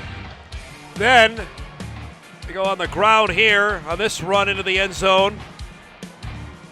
This one I thought was really impressive. The touchdown pass to start the second quarter, a 45-yarder to Hunter Zenzen, who had a stiff arm of his own there. Yeah. Fay trying to pull him down. That made it 36-0. Jackson Wall gets into the end zone on a 2-yard run, made it 42-0. And then Hunter Anderson scampers in from 19 yards out, and that made it a 51-0 Barnesville lead. They are in control and halfway to a section championship. The second half is coming up when we come back live from the Fargo Dome in the 8AA championship game on WDAY Extra.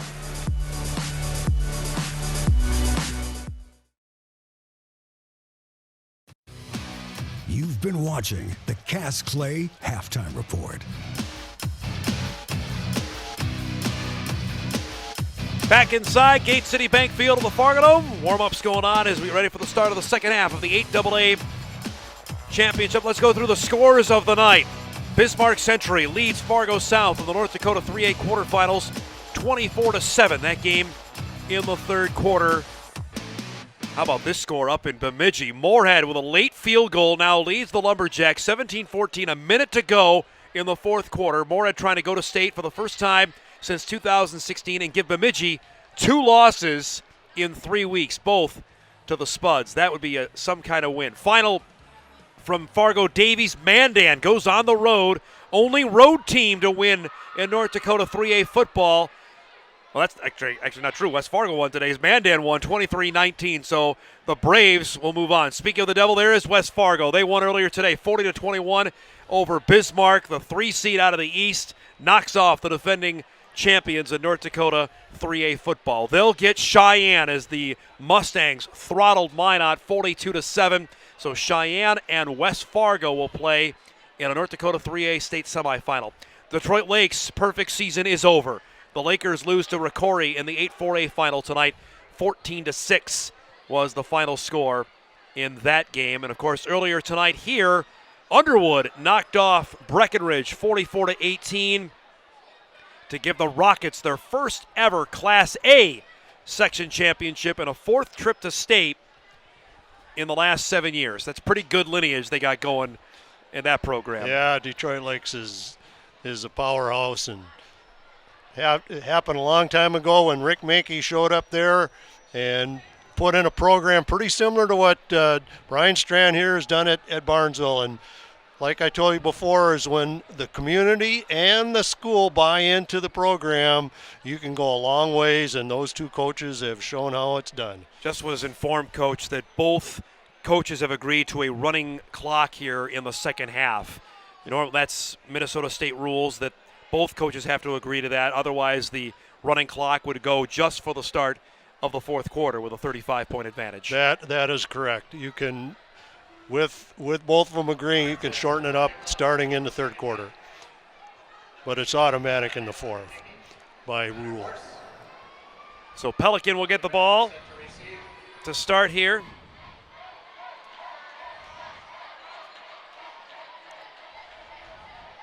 In this second half.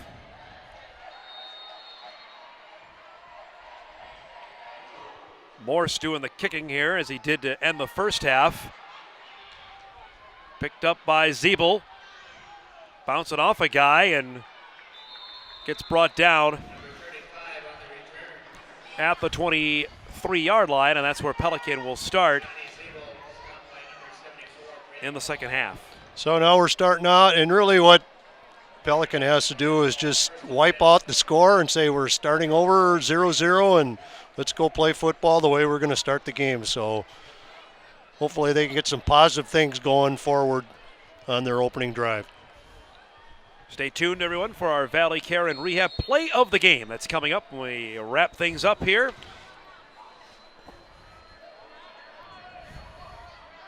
So Pelican with the ball. As we will have running time here in this second half. And we get an offside penalty from Barnesville to start things. Yeah, Barnesville's linebacker looked like he was coming on a blitz and got there a little early. Got in the neutral zone.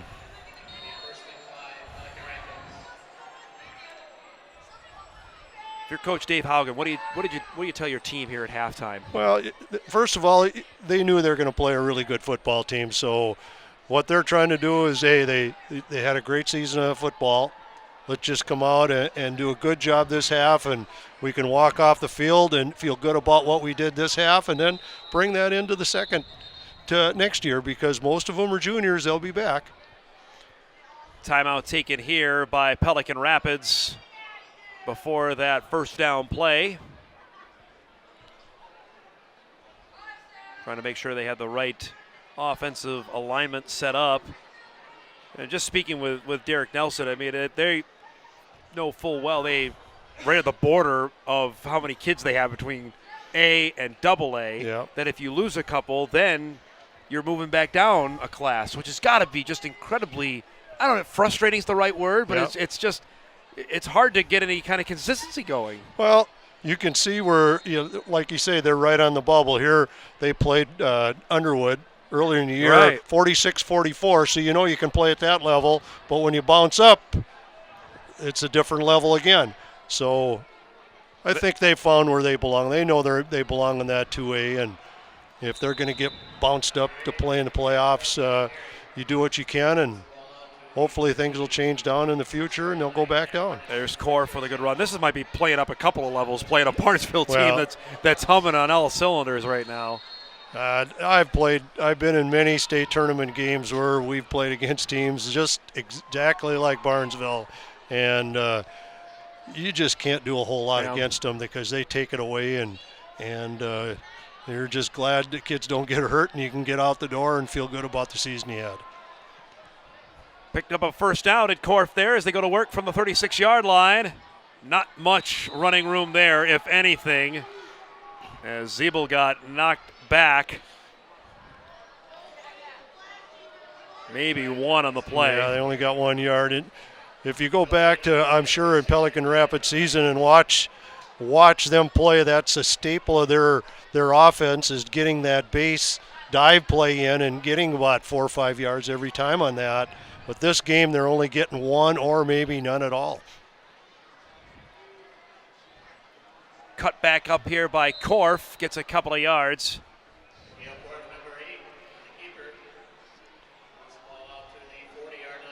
And there's the second phase of that play, is pull it and now get to the perimeter and end up picking up 4. But if they'd have got 4 on first down, now it's 3rd and 2, and now you're ahead of schedule. That just didn't happen on that play.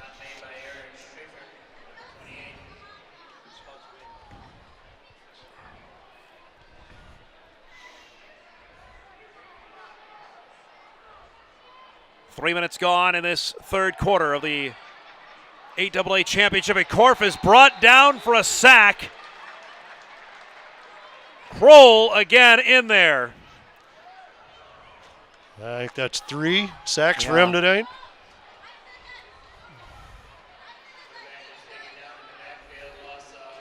Kroll and Zenzen in there at about the same time.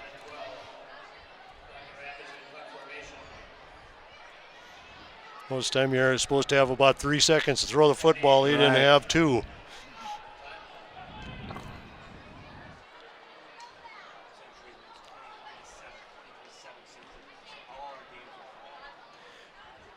Bouncing here on this punt by Corf is picked up. Oh, he's got a lane. He's got a lane. There's a penalty flag thrown, though, on Wall here as he is brought down right at the midfield stripe. There's a penalty flag and a man down. Looks like that might be Zeeble back here. Looks like Zeeble got blocked in the back or something. I know he didn't see that block coming.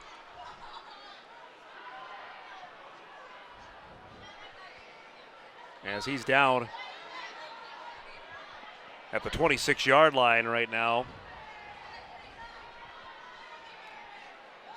So we figure out what the penalty is, as that was thrown at around the vicinity of the 31-yard line.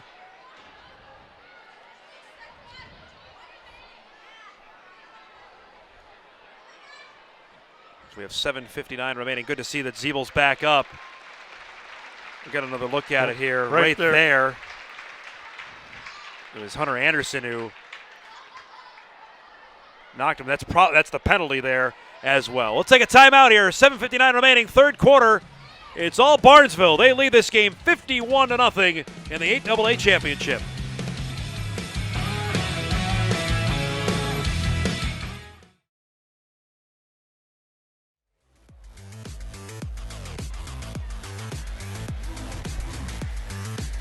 Back here, 7:59 remaining, third quarter at the Fargo Dome of the 8AA championship game, where Barnesville leads Pelican Rapids 51-0.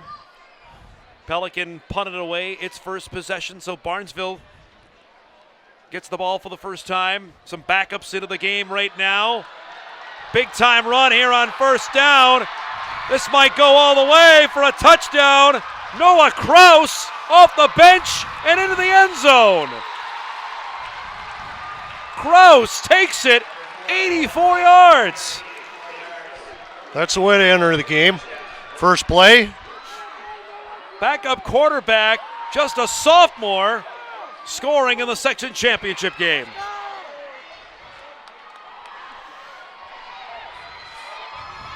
Wow. Again, good faking by Barnesville. Not only nice fake, that fullback carried out his fake and had a nice open lane. 57-0 now. I don't think we've ever seen this before. Look at the holder, number 76. That is a first. Well, Morse made his last extra point attempt, so I guess he gets another crack at it. Is that how it works? Oh, No, low snap here. Going to try and throw it, and it's intercepted in the end zone. There's a penalty flag thrown as well. Kind of a comedy of errors there on that one.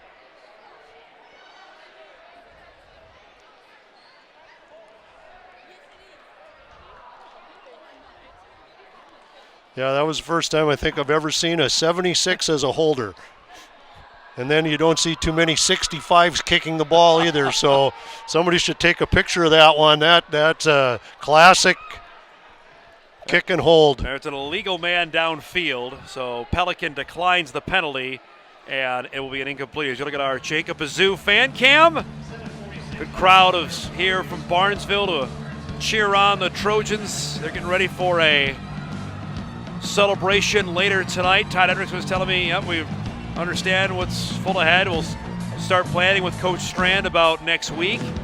As you mentioned earlier, though, the first round of state is in Moorhead, so travel not necessarily a big deal for the Trojans next weekend. No, that's a great thing. So they're going to end up playing Osakis, yeah. So they could play they have to play on a field that's turf. Turf, yes. So if you think about turf fields between here and Alexandria, you could play at Alec, you could play at Fergus Falls, right. Or you could play up here at Concordia or Moorhead State or somewhere, or Moorhead High School. Moorhead High, yep. So it could be any one of those spots. What do you make of that rule? You've been around Minnesota a long time. You played and coached all on grass in the state tournament. Actually, back when I was coaching, if you were the top or the section, you were given a home field. Right. So you actually played your game at the home field of where you were at. But the year we had it, we were playing Norwood Young America, and our field was not in very good shape. So we asked the State High School League to play our game at Moorhead State. Oh, wow. So the coach at Norwood Young America was also part of the coaching program with the Minnesota State High School League, and he adopted a rule there that all games would be played at neutral sites instead of home sites, and then they improved it one more when the turf fields came out, and now that's the way it's situated. Valley Care and Rehab play of the game is coming up when we wrap things up here from the Dome. What do you make of that rule of playing all state games on turf? Because I think North Dakota may be inching towards that down the road sometime. I think it's you just about have to do it. The weather conditions, we played on turf at NDSU one year, and the rest of the teams played on grass, and it rained and it snowed and it was terrible out. And our field position was great. And that was the year we played against Deer River, and of course, Coach should know better than lose a game there, but we got beat there too. But Deer River was awfully good. just now with the amount of turf, and Morris has turf as well. I mean, you look around the area that there's more and more options for it to happen now. I think what's going to happen, any school that has soccer, they're going to go to turf because the fields wear out. Well, at this time of year especially, I mean, a premium field is a hot commodity around this time of the on the calendar, especially when we've already had quite a bit of in North Dakota, had a ton of snow in the central and the western part of the state. Yeah, and let's say that you played your game on that one, a regular season game. Now you win, and now you can host, and you want to host and play that game on that field. Right. That field's not ready to be played on. It's a 3rd and 1 for the Vikings from the midfield stripe.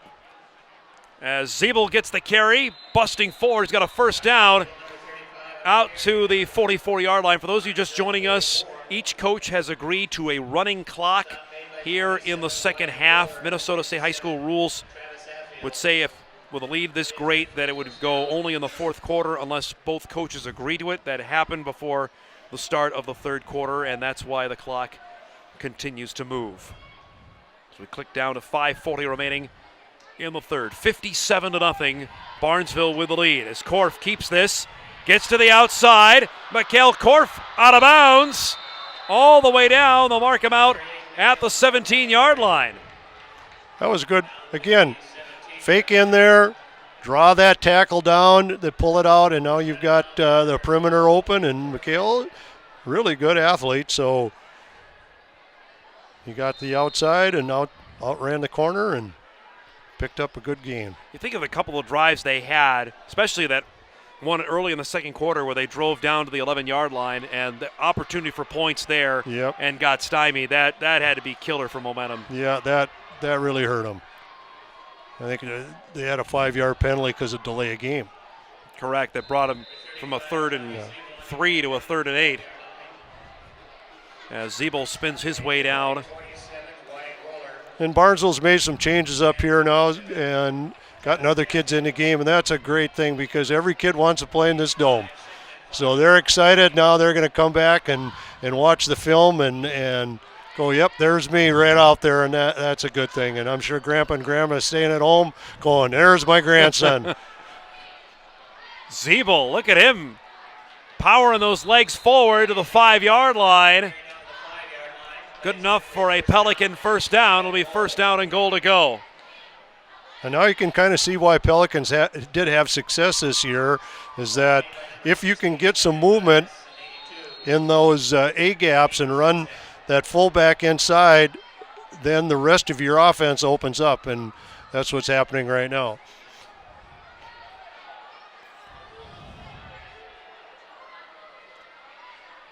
First down and goal to go. Not much there that time. Met by a host of Trojans. And Mr. 80, Hunter Zenzen came through. He was playing that linebacker, and they moved him over there now. And I believe that was him. Maybe it wasn't. No, I think they took him out at 60. Oh, that was 60 out there. He's not in the game Tanner either. Cattermas, number 60, came in there for a big hit. Well, that way, Tanner, you made a nice play. Second down and goal to go from the 4. Korf will keep it and into the end zone for Pelicans' first points of the night. With 3:28 remaining in the 3rd quarter, Mikael Korf on a 4-yard run. And it's 57-6. Fake the dive, pull it, and follow. Nice job. Pelican gets on the board. That's what they needed.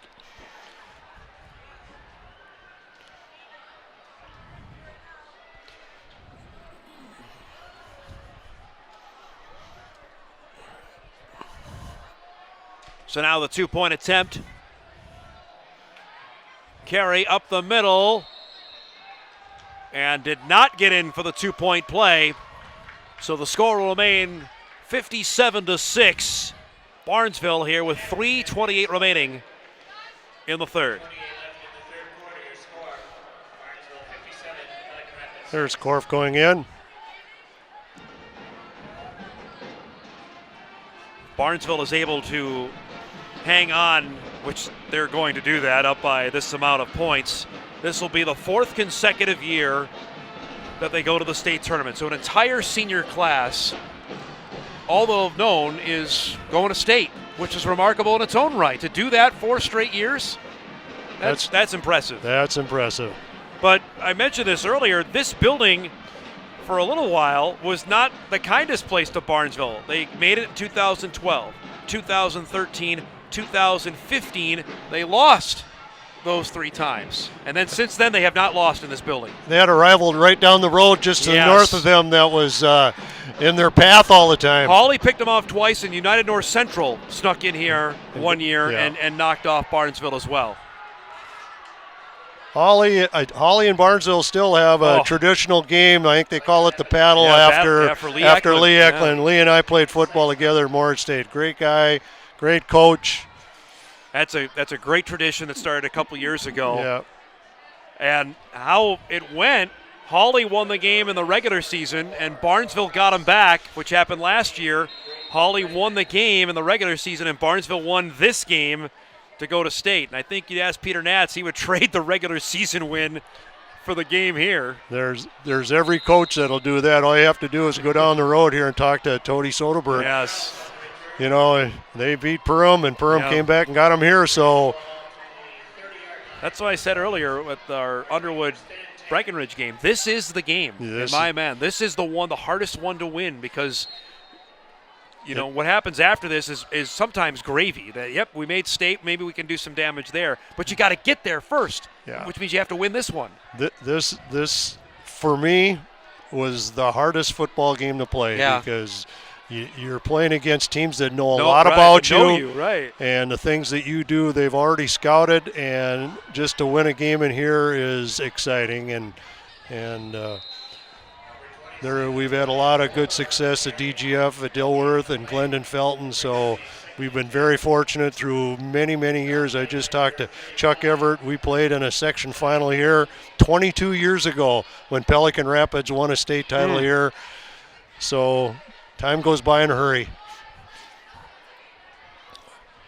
Barnesville getting many players into the lineup now. Wyatt Roller just carried the ball for the first time. Gets out to the 35-yard line. It'll be a 2nd down and 10.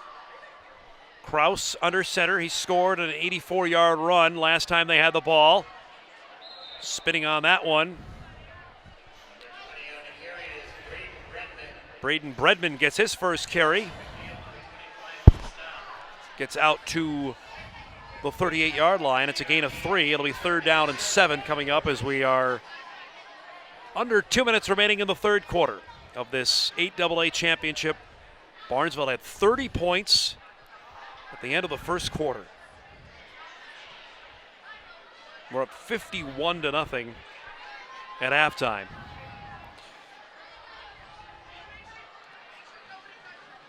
Keep it on the ground. Trying to move upfield that time was Cameron Heng. Out of bounds at the 40-yard line. And it'll be a 4th down coming up here for Barnesville. That'll be the first time they get 4th down tonight. This is their first punt of the game. Did we have a punt from Underwood? They did not punt. They did not punt the whole game. That was some kind of offensive performance put on by the Rockets. If you missed our earlier game, Underwood knocked off Breckenridge 44-18, sending Underwood to the state tournament as the representatives of 6A. Tonsfeld back into the game to do the punting.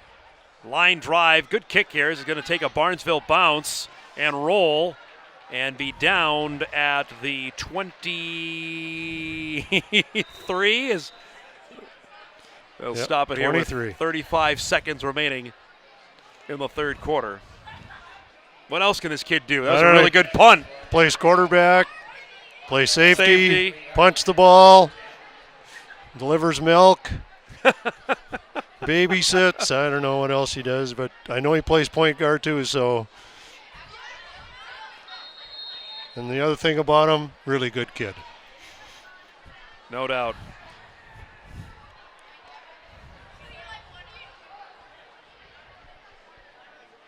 Clock running here.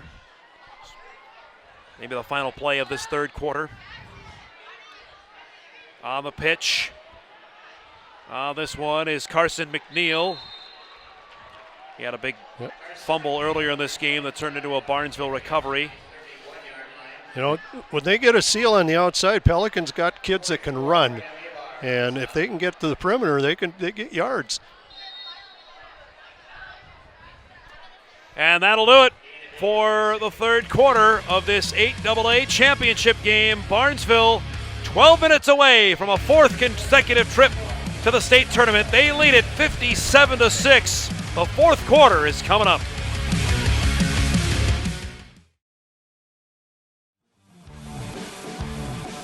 Back inside the Fargo Dome on this Friday night, the 8AA championship, Pelican Rapids and Barnesville, with the Trojans ahead 57-6 as we begin the fourth quarter. Siebel on this carry on second down. Picks up a first down as he gets out to the 37-yard line. Little fly sweep action from the wing set.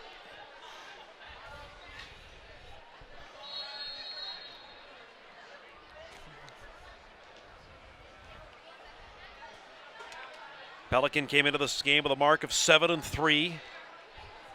Lost to Monoman, Waban, Underwood, and Polk County West, all teams that had really good seasons. Monoman, Waban, the reigning champions in Class A, actually beaten by Polk County West in the 8A semifinals in a triple overtime game that I think for many in this part of the state kind of raised some eyebrows to see that result, considering the Thunderbirds are always playing in this building. Yeah, that's both Monoman and Waban for many years have done a terrific job. The Clark boys are the coaches over there, and they can coach. They've, you know, back when I was coaching, Kenny Bauman was there, and he had a dynasty. And trying to beat them was very, very hard. But the Clark boys have done an excellent job there as well. And the first year of the co-op is, here's Korf carrying this one. Good run, too, as he gets out to the 49-yard line of Barnesville, where he's brought down by Olson. The first year of the co-op, they go and win a state championship, where a lot of us, maybe on the outside, thought, how are the players from Monoman and Waban going to coexist? That worked out okay. That worked out very well.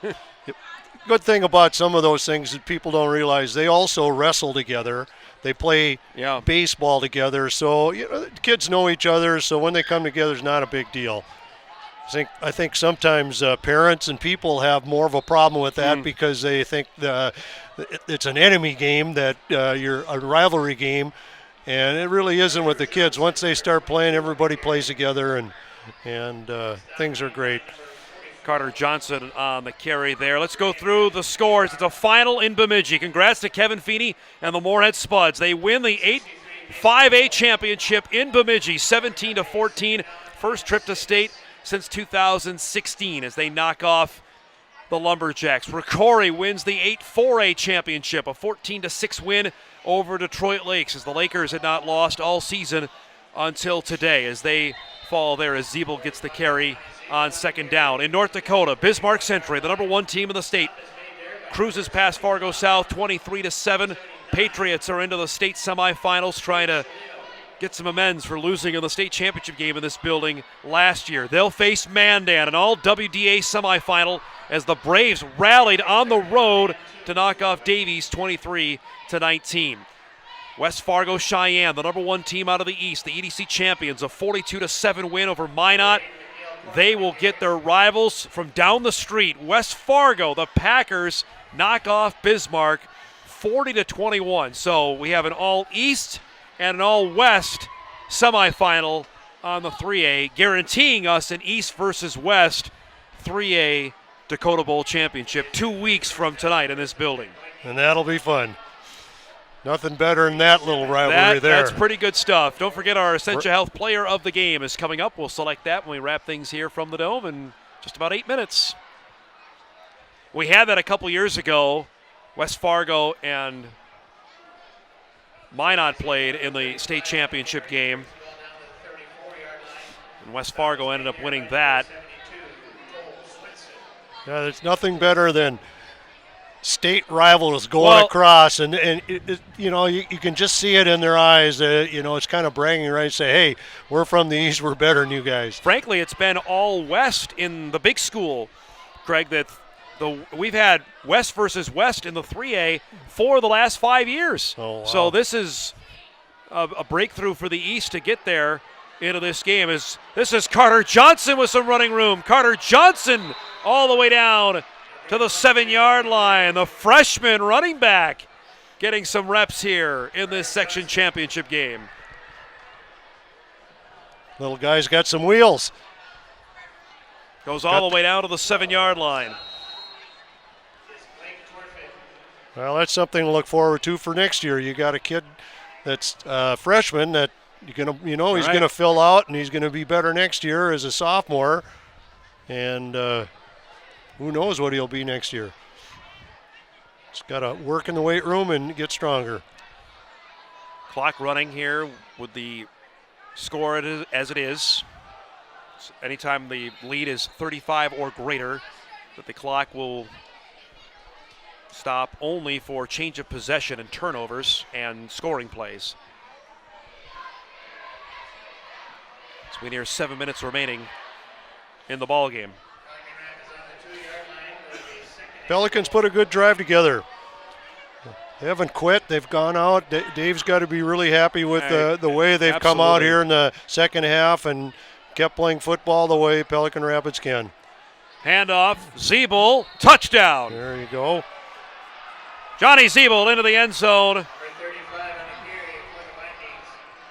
It makes it a 57-12 score. After Korf scored from 4 yards out, now Zeeble gets in from 2.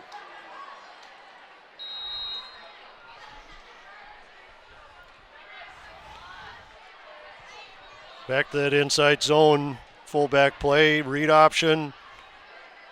Keep it or pull it. This time they'll hand it off, and Johnson will get in on the 2-point play. And with 6:45 remaining in the fourth quarter, it is now 57-14 in favor of Barnesville. Our coverage of the 8AA championship game will continue live from the Fargo Dome on WDAY Extra right after this.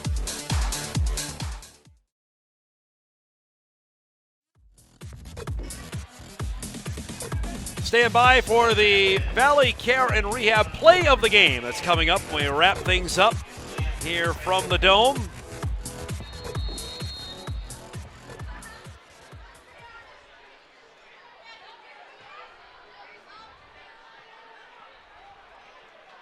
Short kick here.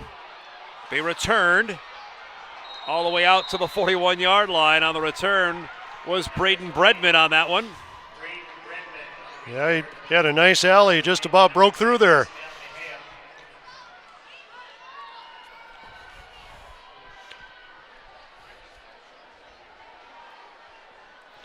Big number 79, Nick Hogrew, had put a shoulder to him and kind of spun him around a little bit. He went down then. Pelicans brought in some of their younger kids too, so they get a chance to get out on this field too and feel like a bison for a few minutes. It's interesting to see some of the Barnesville players looking over at the sideline with their shoulders shrugged, like wasn't maybe expected to get in here. It's Max Olson getting to the outside. Max Olson at the 30. There's a penalty flag back at midfield as he gets into the end zone for a touchdown. There is a penalty flag, though, back at the 50-yard line. So the celebration may be muted. Short-lived, but he had a chance to score. You can always watch that on TV and say, hey, that was me.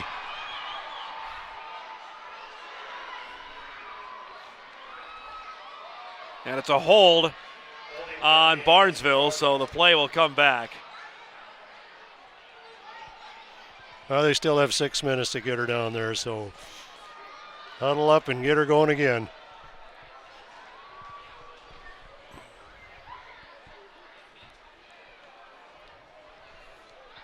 We mentioned earlier here in the broadcast of how wide the margins have been this season for Barnesville. Closest game was the first game of the season, a 13-point win over Ada, won by 38 over Hawley, 30 over OTC, 57-0 over Crookston, 62-14 over Breckenridge, 30-6 on West Central, 44-0 on Roseau, 40-0 on Staples, 48-8 on Hawley in the section first round, 64-16 on Warroad in the section semifinal. I mean, this is just, it's been a clinic every week. Every week. They come out and when you really take a look at what they're doing, their first string offense does the same things. Right. That second group came in and did the same thing. Now these kids are out there. I just watched 2 young kids blocking. They had one guy blocking. He was over 10 yards downfield. So it's a pattern that he's developed, and all the kids have bought in, and that's what's going on. It's a 2nd down and 8 from the 43-yard line after that holding penalty as Olson There he spins goes to the again. outside, cuts back inside, still on his feet, stretching out to the 38-yard line. Olson, a senior, getting in here at quarterback play.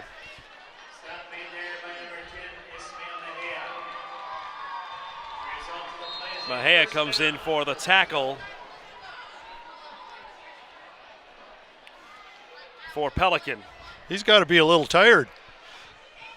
He just ran 60 yards for a touchdown, got called back, and that one was what, about 30?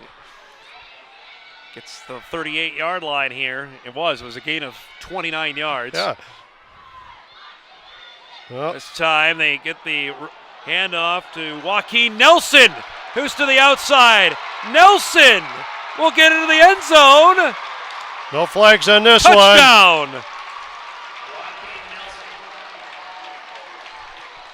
Nelson scampers 38 yards for a touchdown.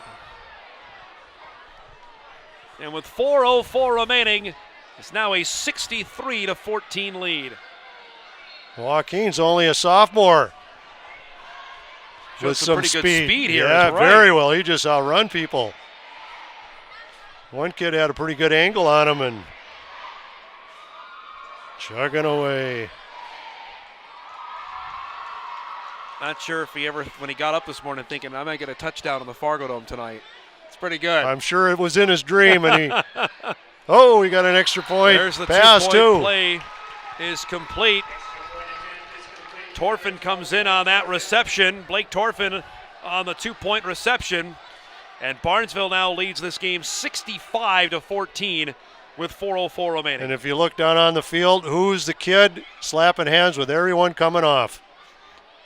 That's a leader. And that's Adam Tonsfeld, number 5 out there, celebrating with his teammates. Having a good old time on the sideline tonight.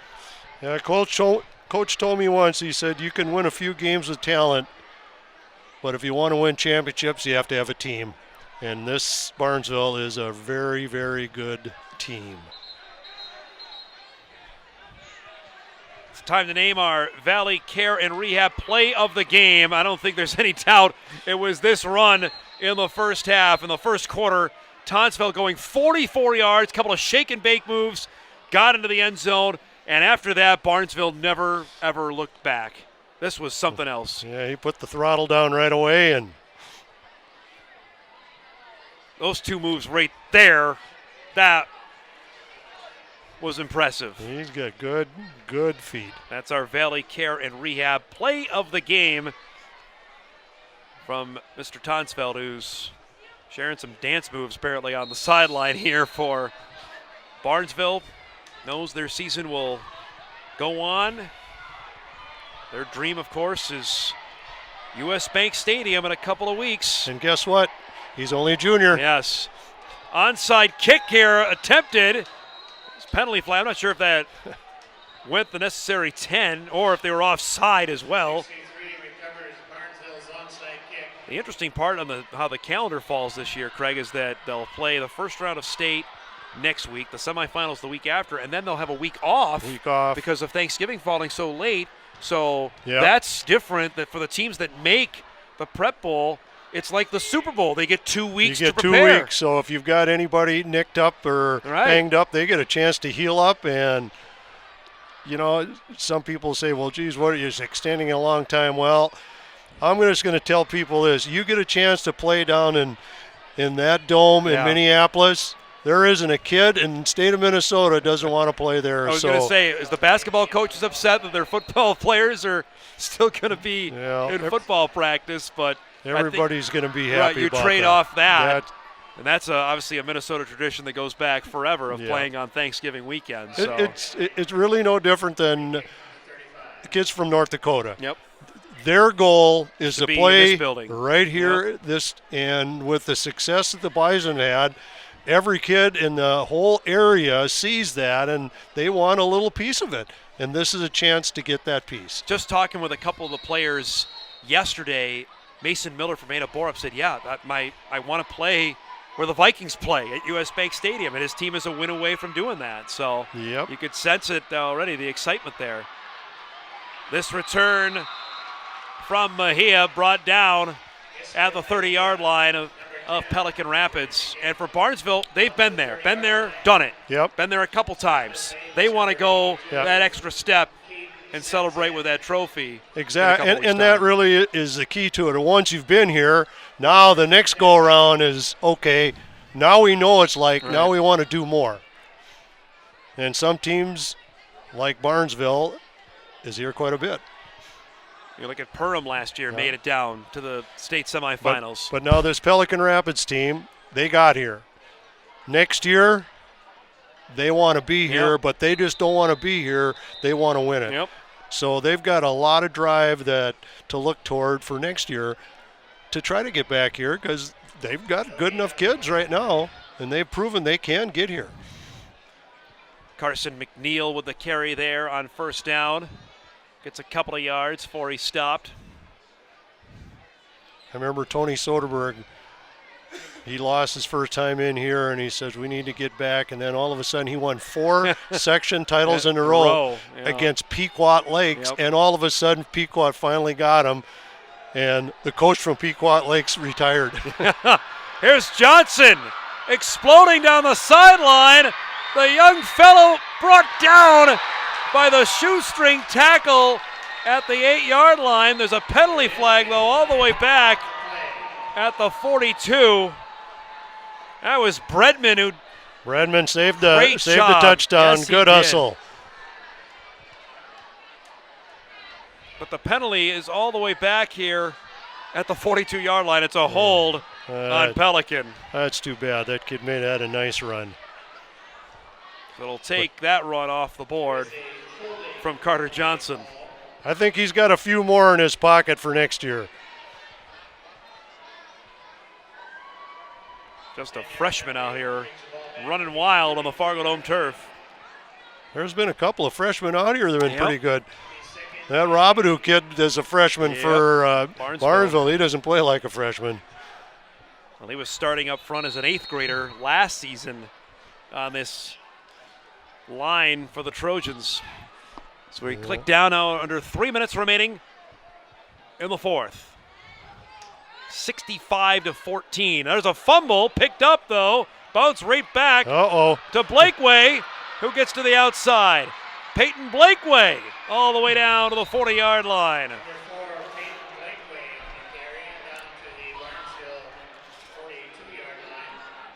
Another freshman out here making plays. He gets down to the Barnesville 42-yard line.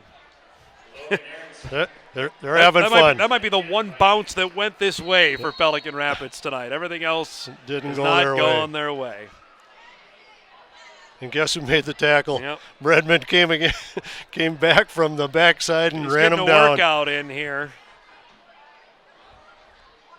So we're under 2 minutes remaining now in the fourth. Johnson trying to get into that open space, hauled down. Good tackle by Cattermas in the open field. 4-yard gain down to the 38-yard line. Brings up a 2nd and 6. So we're down to the final 90 seconds of this one. Barnesville was up 30-0 at the end of the first quarter, 51-0 at halftime. It's never been in doubt. Pelican had 2 safeties on snaps that went into the end zone on punts. It's been a thorough domination here from the Trojans tonight. Done it a little bit of different ways. Definitely with a run game. They've passed for a touchdown.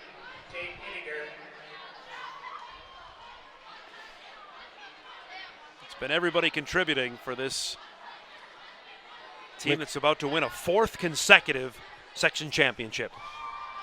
Yeah, everybody's gotten in the game. Pelican Rapids gotten all those kids in the game, so everybody's going to walk off this field tonight playing.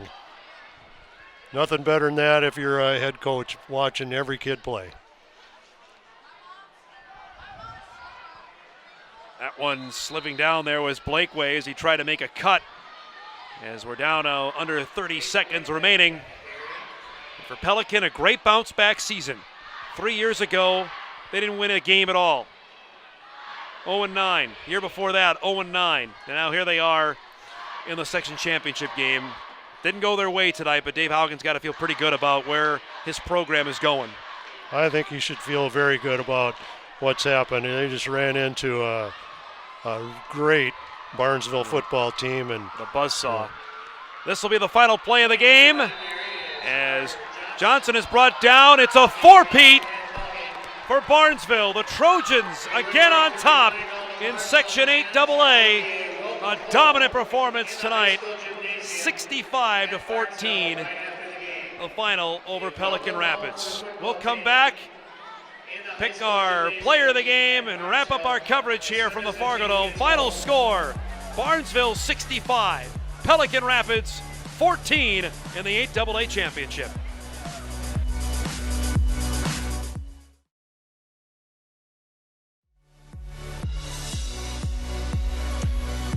What a performance tonight from Barnesville. The Trojans win a 4th consecutive 8AA championship.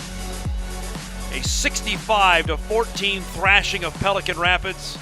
Trojans going back to the state tournament for a 4th consecutive year.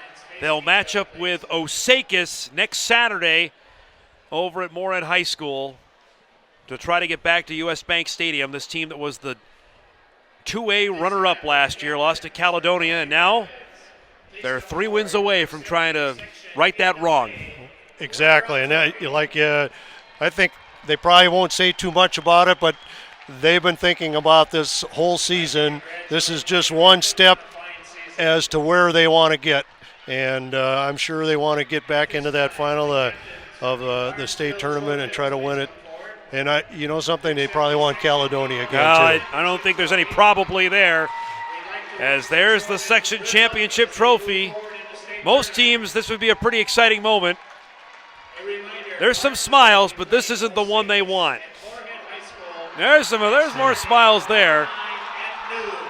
The only way you can get to US Bank Stadium is you got to win your section. And Barnesville's done it again for the 4th straight year.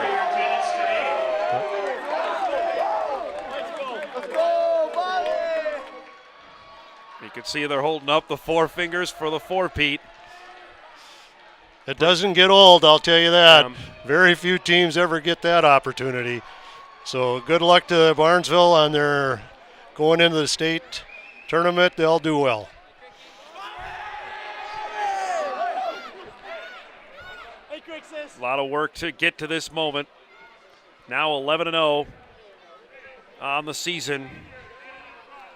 For Pelican Rapids, mentioned that at the end of the broadcast, a terrific bounce-back season for the Vikings, who not that far removed from not winning any games for a 2-year stretch, 2+ year stretch. They didn't win a game. They finally snapped that in 2017, and now here they end 2019 playing for a section championship. Yeah, that's a great year.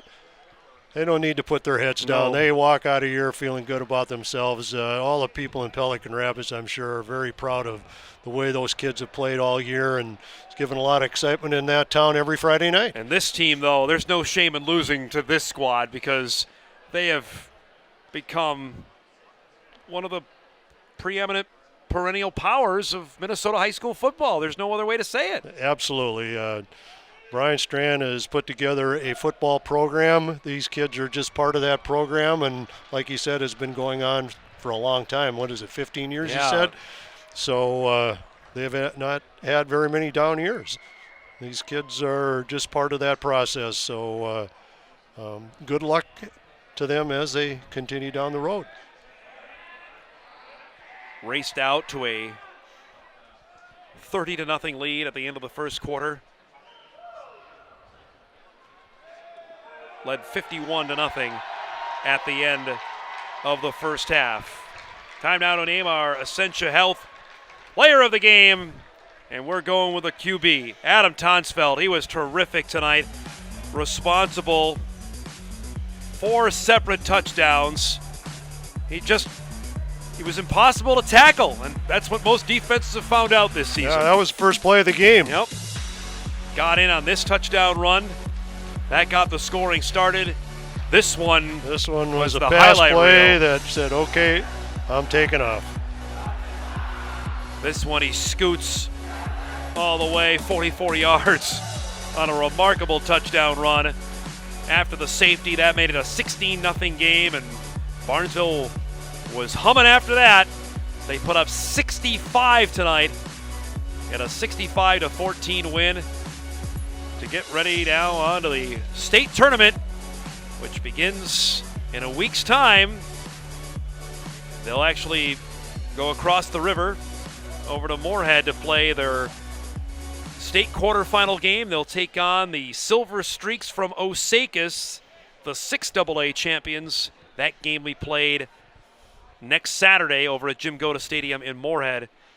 A dominant performance tonight, though, and we'll see what happens from here after a 4th consecutive section championship. Our player of the game joins us down on the field, Adam Tonsfeld. Adam, congratulations on the win, a 4-peat.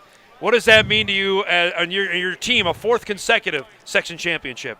It means everything. I mean, we put so much work in this offseason, so much work all year, and to do it 4 years in a row is really something special. Tell me about that touchdown run, that 44-yarder where you juked a couple of guys. What was the play call, and what went through your mind when you started running? We had a seam pass going right, and they covered it fairly well. They dropped pretty deep, so I took off and made a few guys miss and got in the end zone. I know what the goal has been this entire season, but was there still some excitement about getting that trophy of winning this section championship? Oh yeah, for sure. I mean, we got to take one game at a time. We want that big goal, but take it one game at a time, and that's how we get there. Describe what's up next now. You've been down this road before at state. How does it change starting next week? Does anything change starting next week? I mean, we just got to amp up. Every week we got to get better and better, practice harder, and keep improving. Have you kept an eye on Caledonia at all this season? A little, we still got to win our next game if we're going to get to them, so we're going to worry about that one first. Congratulations on a great game tonight, and good luck next week. Thank you very much. That's Adam Tonsfeld, Barnesville quarterback. They're keeping an eye. I'm not saying that I'm too surprised of what they're figuring out on their biggest rival. Oh, you had to ask him the I got question. it. You had to put Caledonia in front of him. I'm sure he's got a calendar and he's got that thing marked. But like he said, he's a good football player and a leader. He says we're going to take them one at a time, and we can't play them unless we win the next one. Craig, this was fun. Thanks for doing this tonight. Well, I want to thank you and Stacy and everybody with DAY, because what you guys do for high school athletics, and all of us in the Minnesota side of the river really appreciate having our kids get on TV and you guys carrying them week in, week out, and it doesn't just happen here, but it's also in your at the station where they bring them in, and you got Sunday night. Yep. So we want to thank you for all the things that happen. Appreciate it. Final score in the game, Barnesville 65, Pelican Rapids 14. Earlier tonight, Underwood knocked off Breckenridge 44-16. For Craig Anderson, Stacy Anderson, our terrific team, I'm Dom Izzo. Congratulations to Barnesville, off to state for a 4th consecutive year. Good night, everybody, from the Fargo Dome.